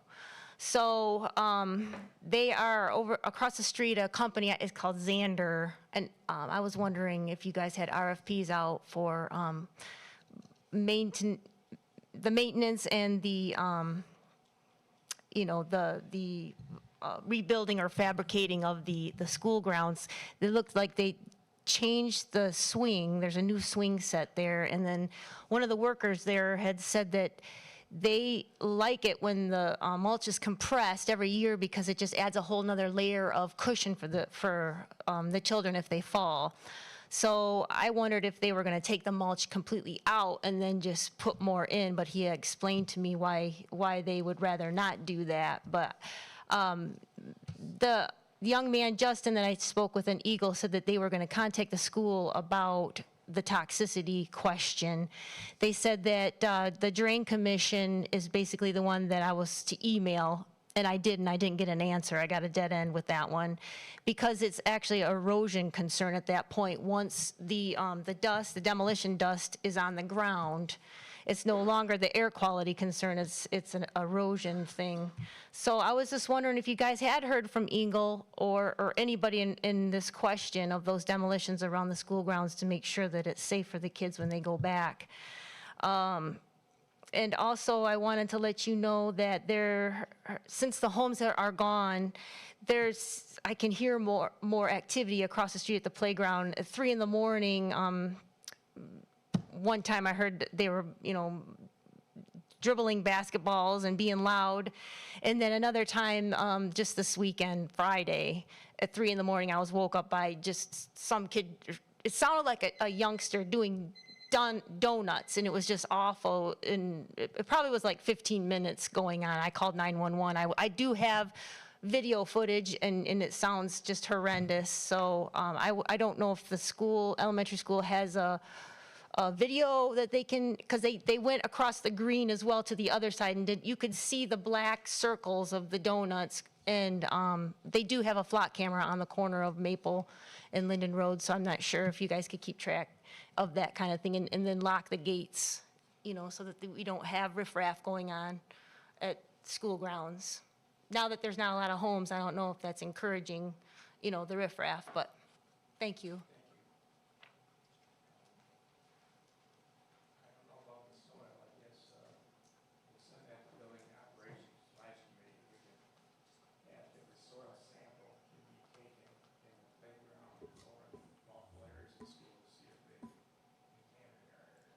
Well, are any of those air monitors, whatever, that we put out, have any of those been checked? I just assume be safe if it's not a bunch of money. Yeah, I was gonna say, I'll look at it right now. Yeah. It's not a bunch of money to do a soil sample in the playground. I think that's pretty good. But anyways, public, please, Al, I heard you wanted to talk to us. Or you got second thoughts now? Anybody else from the public? Going once, going twice. My name's Alan Jory, 9001 Miller Road, representing Banneker Properties and Betty Shannon. I think most of the board members are familiar, with the exception of Mrs. Ahern, unless you've been in the audience when I've been up here before. Use your mic, Al. Trying to get an entrance to the property north of the Cage Fieldhouse, directly across from the existing Myers entrance. And I hope you have this generic drawing in the package, if I could refer you guys to that, because this is how I came up with a dollar amount to offer on the property. And it's pretty basic. The Betty Shannon's property we have next door, we have that listed for $200,000, and it's the same depth as the school property. And so I just simply took, she has 152 foot of road frontage. So I divided the $200,000 by 152 foot, came up with $1,315.78 per lineal foot. When I times that by 30 foot that we're asking for from the school, came out to be $39,473 and some change. Along with this drawing, I had a letter of intent, and the purchase price in the letter of intent, I just rounded it up to $39,475. And the letter of intent is simply to lay out some of the conditions that the school would sell the property. It's a cash offer. The payment terms would be a cash payment. We're only asking the school district to provide title insurance, which would probably be, I'm going to say, less than or right around $300. And the survey would be paid by the purchaser. There would be a $5,000 deposit held at the purchase title company, with the deposit applying towards the eventual purchase price. And the closing, we are asking for 9 months from the time the purchase agreement would be accepted. It's just all of the permits we have to go through between the city, county, and state. We've also conditioned this purchase agreement upon a site plan approval by the city of Swartz Creek. And short of that, and this property, this property could only be acquired by whoever purchases Betty Shannon's property next door. So it would have to be closed in conjunction with the sale of Mrs. Shannon's property. That would allow a big enough piece of property to bring the entranceway in that the city wants. So I'm hopeful that you guys would find that this is a fair price for the 30 foot, and could hopefully eventually discuss that the offer is the right dollar amount. And if we can get a representative and authorized agents to eventually sign the LOI, then we can turn it into a more formal purchase agreement, which would probably be reviewed by the attorneys, no doubt. Thank you for your time. Thank you, Al. We'll have to send this to our attorneys and then have a board vote, see what they decide. I don't think we should send it there unless anybody wants to. Okay, does anybody wish to sell the property and send it to the attorneys? Is there a motion? Say that again? Autumn suggested that we vote on it now because she says she doesn't want to send it. No, I'm saying I don't want to vote on the letter of intent right now. I want to vote.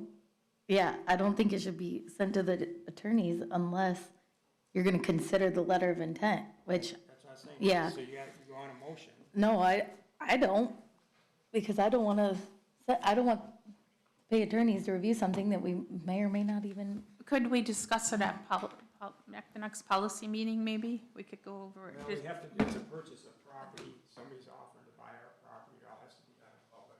Well, that's, Okay, so So it's But it's- 30 foot, 660 feet.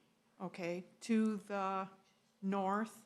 Yes. So we don't have a lot of I guess I need a visual. I need to go there and look and see what the distance is from our parking lot. yeah, it's still a no for me just because it's not, I don't want Hill Road 2.0. Mrs. Ahern, excuse me. So I think this part is the parking lot.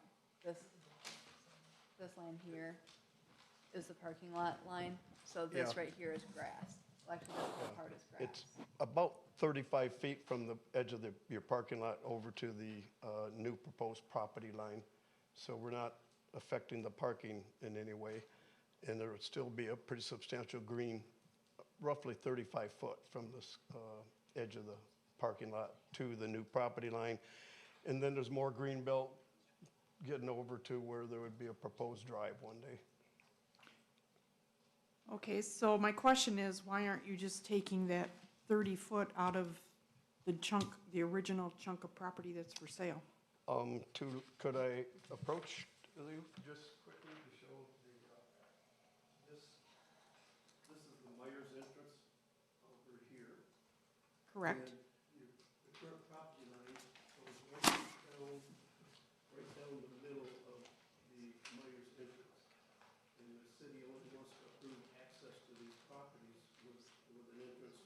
directly across. And so it's 30 foot, and if you're wondering why it doesn't come all the way over here, once we get to the right of way, we can flare it out a little wider. But 30 foot is the minimal that it takes to get an entrance directly across from Myers, which is what the city's, it's probably the safest way to do it. So the city's told him he can't have a drive onto that property, other than that, as long as it lines up right with Meyer, and he can't have a drive that lines up with Meyer on the property that he owns. And, Or is. and we had trouble when we built the cage on where the driveway had to be, the city mandated where that had to be as well. And that's why he's having issues. And I guess I really would like to go look at it, because at one time we had like picnic tables and a little green space there for, because you get a lot of families over for,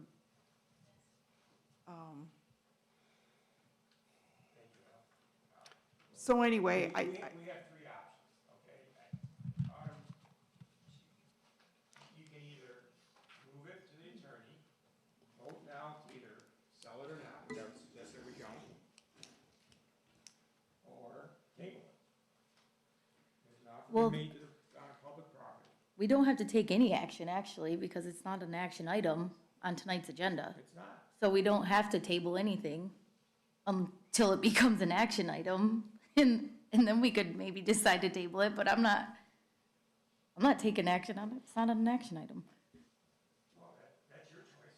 We take action on it all the time. I'm just saying, I'm not, it's So- not required. I'd like to make a motion that we table this. Okay. Is it seconded?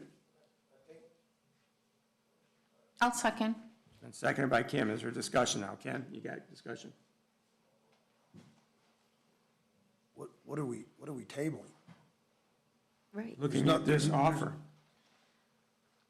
He made an offer to a public body. We have to table it, we can deny it, we can accept it, we can send it to an attorney. What do you guys want to do? You can.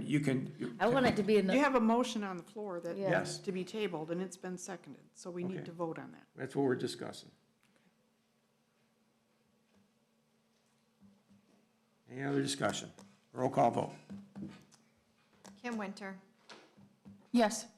Autumn Henry, no, Chuck Melkey, Yes. Jenny Walgast, Yes. Ken Engel, No. Lorraine Ahern. Yes. Motion passes 4-2, I believe. And we will table it and put it on as an agenda item next month or put it to subcommittee.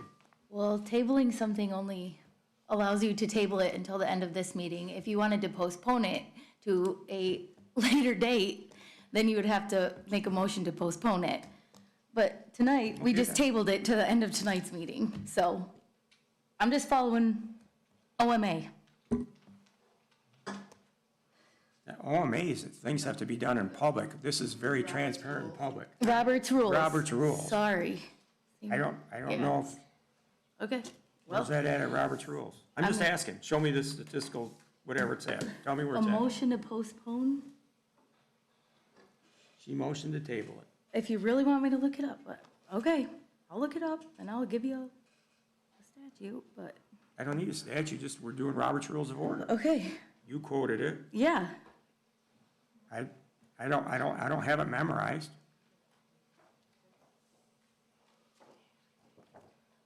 Of course, we have to trust AI or chat or whatever you're looking at, but I'll go along with that. I chaired a lot of meetings, but I can't remember, I'm sorry. Hell, I couldn't even remember to pronounce a word earlier, so. I'm looking at the chart and it says, if you say that you move to table, it points down to postpone discussion for a certain time, but then it doesn't, It's not Okay. specific, so. Here you go. We got motion to postpone. This motion delays a decision to a specific future time, ensuring the item will be revisited. Motion to table. This motion sets aside a motion temporarily with no guarantee of when it will be taken up again. There you go. So what's, So that's what you did? Yeah, but you said we can't only do it to the end of the meeting. I don't believe that. Because the beginning of that says you're only setting it aside temporarily, not you're setting it aside to a Does it give future a, time. does it give us a time or a timeline? Well, we didn't say a time. We didn't say postpone She until. postponed it. We just said table, so I mean, tables are table, definite. yeah. Yeah, table doesn't have to Indefinite. have, yep, it doesn't have to have a specific. It can be brought up next meeting, can be brought up at subcommittee meeting, could never be brought up. And this is for the price, it had already been determined you would sell it, but we're just trying to. We're not even there at the price yet, Al. I'm trying to see if they want to consider selling it. If they consider selling it, it could either go to an attorney, come back to committee, could go to board, or we could never talk about it again. I'm not sure we finished our last land deal over on Morris Road. Right. Maybe we ought to finish that one. Okay. Any further discussion from the public? Maybe we should finish handbooks. None?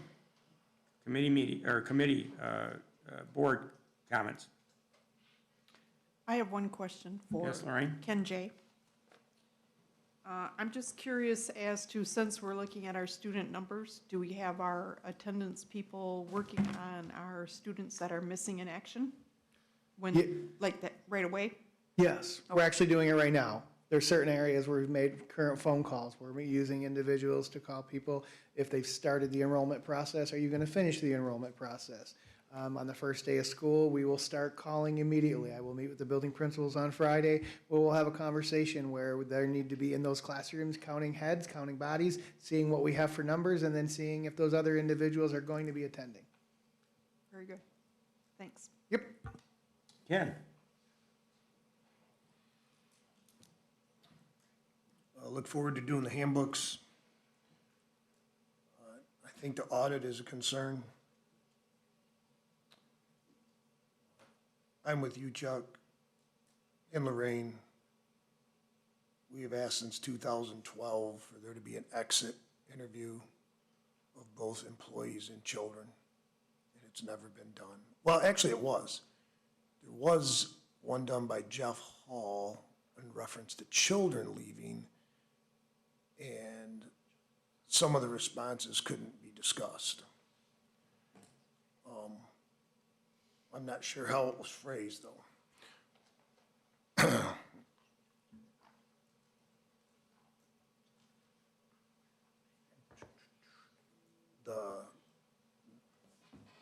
was something else. And I don't know exactly what the overtone is for with the employees leaving, but people leave. They get better offers, they get divorced, they get married. Maybe they don't like the board, maybe they don't like their administrator.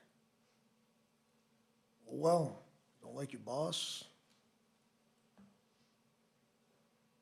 I don't know what to tell you. We don't even know if they went to another district, right? Maybe they might not like kids anymore, teaching them, I don't know. In reference to, we will get an answer to this, but I don't believe there is a huge cost in training a teacher. And if you have a teacher leave that's in their 15th year, and you bring in a new teacher at their first year or even their 5th year, I guarantee you the savings will well outweigh whatever it costs to train them.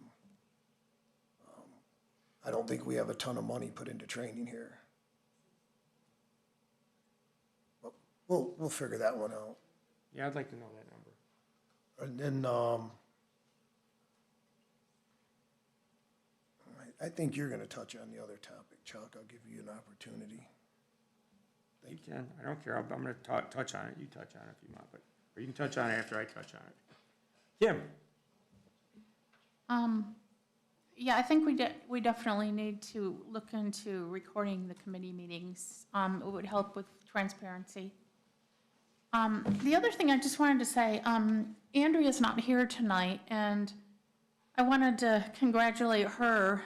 Her son became a U.S. Marine over the weekend, and I just wanted to say I'm proud of him for his service to our country, and I'm proud of Andrea for obviously raising a great kid. So Just wanted to shout out to them. I didn't know that. Thank you, Kim. Jenny? Okay. Handbooks. Anybody who is concerned about the fact that we're tabling handbooks, I'd love to show you the version of the handbook that we originally got, and you can see the issues that we identified. Because if you would have wanted that posted to our district website for all new families to see in that format, yeah. And that's, again, I'm not trying to bash anybody. It's been a very difficult process. We've had a lot of new staff. We've had a lot of people touching the document, and it was difficult as you're making the changes. You're trying to highlight things and rearrange things. I get it. It was a difficult process. We were trying to get it done in a rush. It was not in a format that was acceptable to publish. And so just because it's a reflection of our district, that is why I especially was pushing for making sure that it looks good. I understand everybody wants to see it. I understand we're going to be starting the school year with old handbooks. I would rather start the school year with an old handbook than with a handbook that is not appropriate to post to the public. So I apologize, that we're pushing this off to anybody that's really biting to get to the handbook. We want it to be we want it to be a good finished document, and that's our concern. So part of our concern.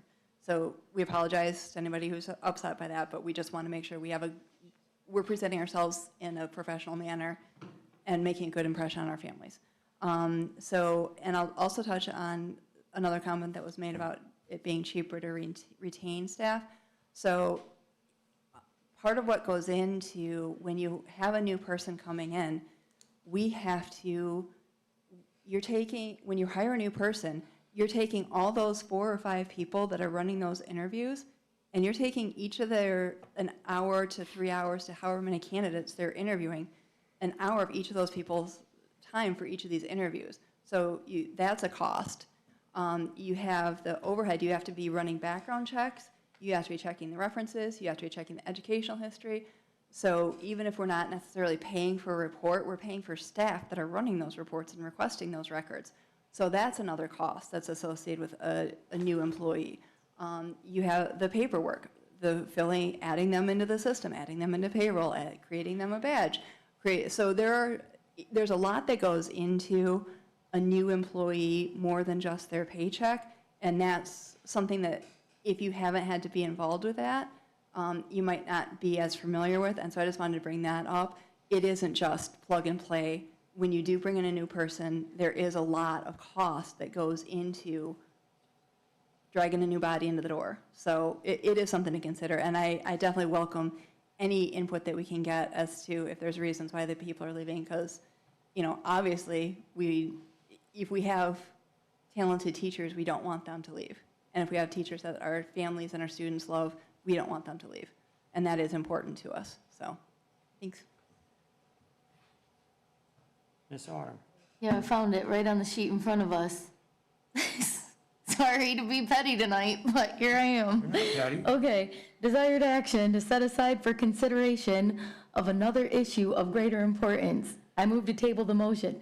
That means if you want to vote on C before you vote on A, you would table it until after you get to item C, because C needs to get done before A. Postpone discussion for a certain time. I move to postpone the discussion until.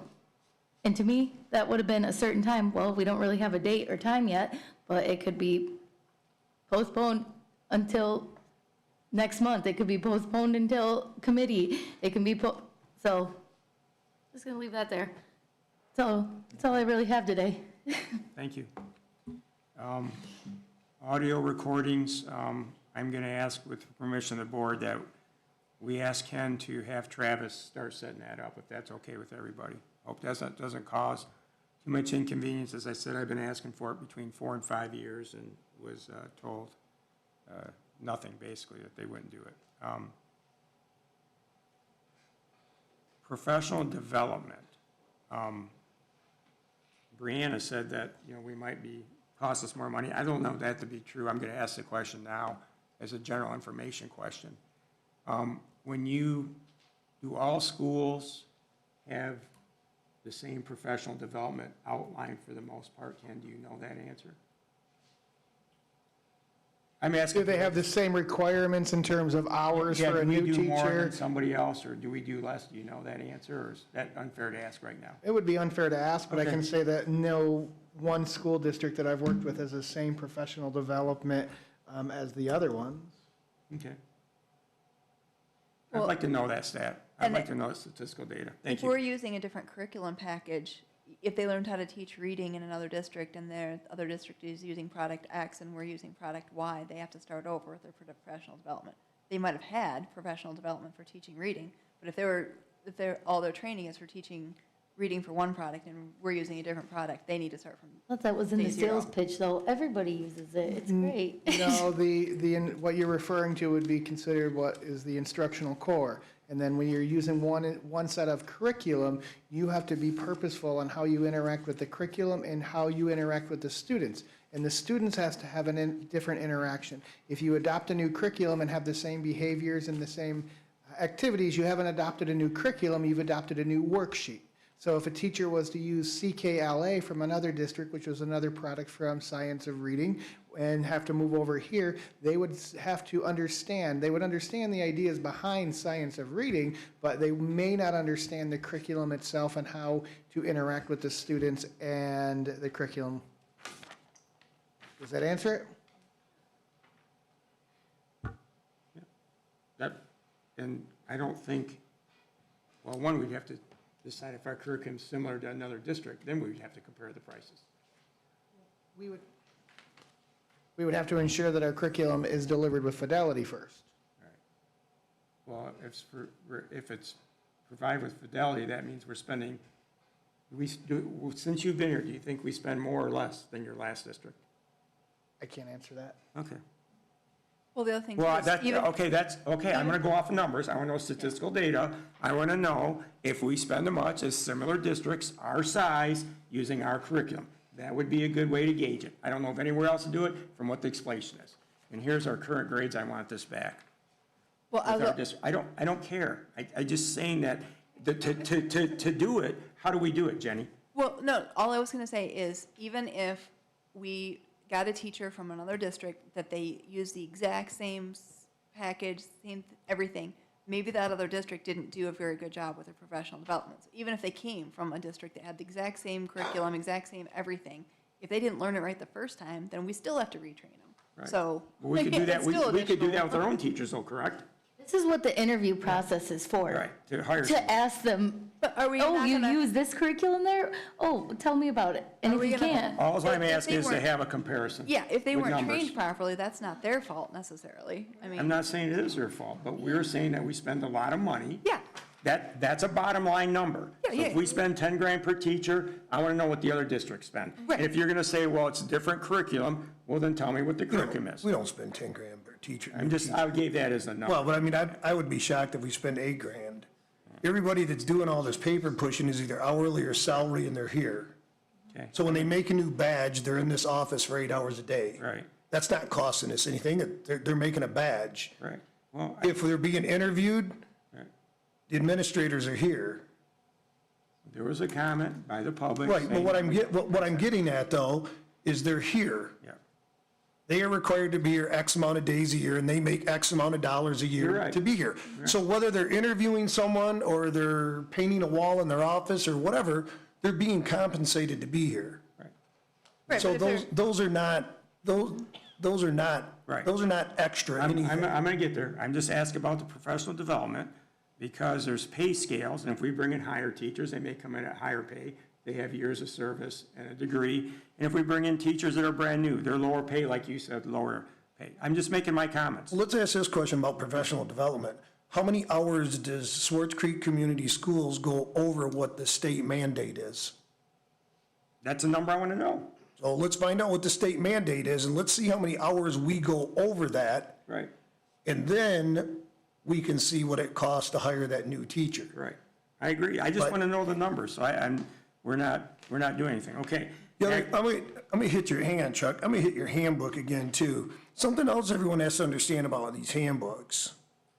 In the state of Michigan, a child cannot be forced into a contract if you're under the age of 18. So when you sign that handbook, all you're is acknowledging is that you received it. Right. Nothing more, nothing less. A child cannot enter into any kind of agreement in the state of Michigan. So that signature of a handbook by a child, I tell you right now, as a parent, I never signed one. I'm not obligated to abide by your rules. You can't make me do something. You can ask me, and I might decide to, but that's what I'm saying is it's easy to sit back. You're basically bullying someone into something. But no one's obligated to sign any of that. Okay. Community survey. I've had some people from the community ask if we could do a survey, and I don't know the right answer about Moorish Elementary. Should we sell? Should we keep? I'm just putting that out there for discussion at our next meeting or between now and next meeting without violating any OMA acts, of course, and saying how we could do a survey, and not just of parents, but of the entire community. And the only way I can think of doing it, and correct me if I'm wrong, is getting a hold of the municipalities, getting the voter rolls on who belongs to Swartz Creek Community Schools, and sending out a little 3x5 card, asking them if they would answer something on the internet, or a poll, that what we should do if an offer comes back to us. I think that's a fair and prudent question. But this, I'm just my board comment. I don't care. Let me please finish. I'll let you guys finish. Okay, the handbooks, I believe a person from there said we need our handbooks, and I don't think there's any law saying that we have to have them in place, our new handbooks. But I would like to abide by that, and I'll agree with Mr. Ken that it's a, I guess, a covenant. You sign it and you say we agree to it, but do we have to? No. Exit interviews, Ken asked that. I want it of our kids. I've asked that for several years, and I do want it for our teachers. I would like a flow chart, Ken. A flow chart would be something I've asked for several years ago. Ben started doing it. He never had one. It was an organizational chart of our district. It showed where all of our employees were at, how many employees were assigned to each division or district, within the schools, principals, vice principals, superintendents, deputies, so we had an accurate count of our employees. I haven't seen one in the last 2 to 3 years. I asked Jim and Dave for one, and Rod at the end of his tenure, but I never received one, I don't think. I know I didn't. I found my old ones. They're about 2.5 years old. The pay depends on steps, as I said. I think that's a fair assessment because we may have 10 teachers that are brand new that start at a lower step. We may have 10 teachers that are senior that start at a higher step. So I don't know what the cost factor is there. I know Brianna said that it might cost us more money. I'd like to know that statistical data because some teachers come in low, some teachers come in high, or the money involved in their professional development, which I would like to see that, all encompassing. I'm not saying that, maybe she did not say that exact words, but the all-encompassing cost of what we have of going and coming. Background checks. I've had some people come to me and said some people weren't done on background checks. I met with Ken Engel, Kim Winters, and we went to Ken Janzerik's office. He was nice enough to, we went through some of what we had there, and we have people working here with no background checks. Their eye check wasn't done or wasn't done maybe appropriately or put in the file, I might add. Might have been done, but it wasn't put in the file. And they say they don't have to be put in the file if it's a misdemeanor crime. Well, if it's a misdemeanor crime, don't you want to know who's around your kids? I don't get that philosophy. So him and John Mertz are looking into it. I'm highly upset about that right now because we've had at least one person that I know of hired, no fingerprints were received when that person started, correct? We hadn't hired him. Okay, but he was working in the district. I'm not going to play with words. When you give somebody keys to the building and you have people that have criminal records wander around our kids, this is the type of thing that we're going to correct. And Ken's on it. He's, of course, it's when he first came in, so that, and John Mertz has only been here a month. So they were good enough to jump into it, take corrective action. I want to commend them for it. I'm big on policy and procedures, and they're going to look into it, but you know, when we don't have records and files, because we did have a file here, it wasn't maybe a full-blown personnel file, but they're like, we don't have to put this in the file. Then what's the sense in having a file? There's a record retention by Michigan law, because I know that pretty well, and you have to have records.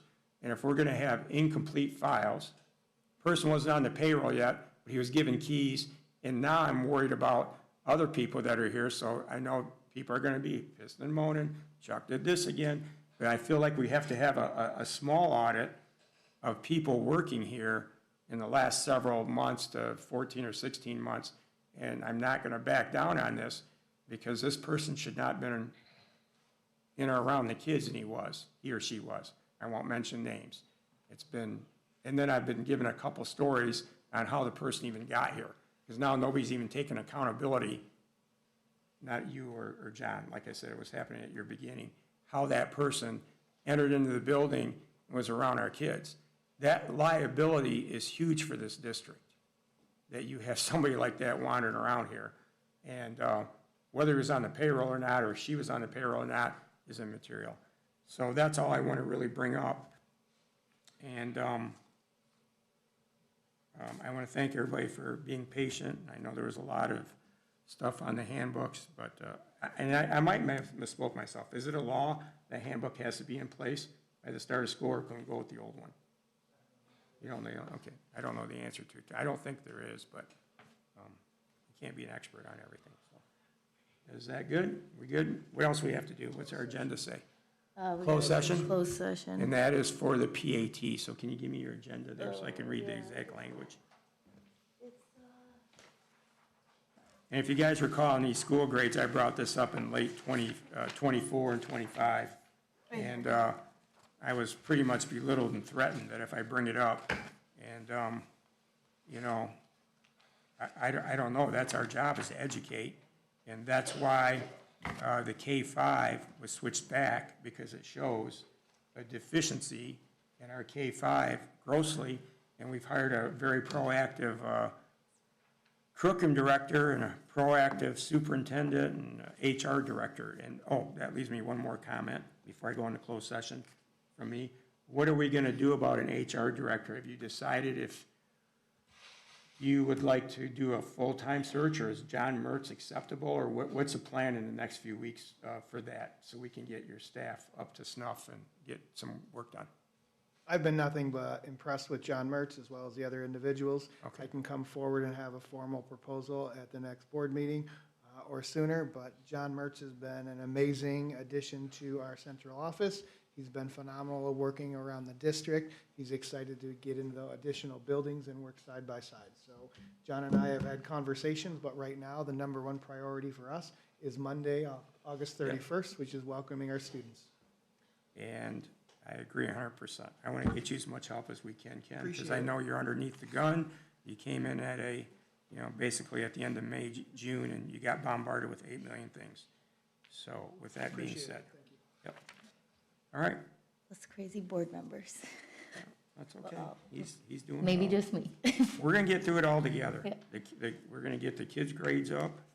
We are going to take care of our unions. We are going to take care of policy and procedures, hiring procedures, so we don't have what we've discovered together, I'll say. So with that being said, like to go purposes for purpose of closed session is going to negotiations, OMA 15.268, Section 8, Number 1, Number C, for strategy and negotiation sessions connected with the negotiation of a collective bargaining unit. I believe it's a PTA. PAT. And we would like to do that now if we could, and if I get a motion. I'll move it. You move it, moved by Autumn. I'll second. Roll call vote.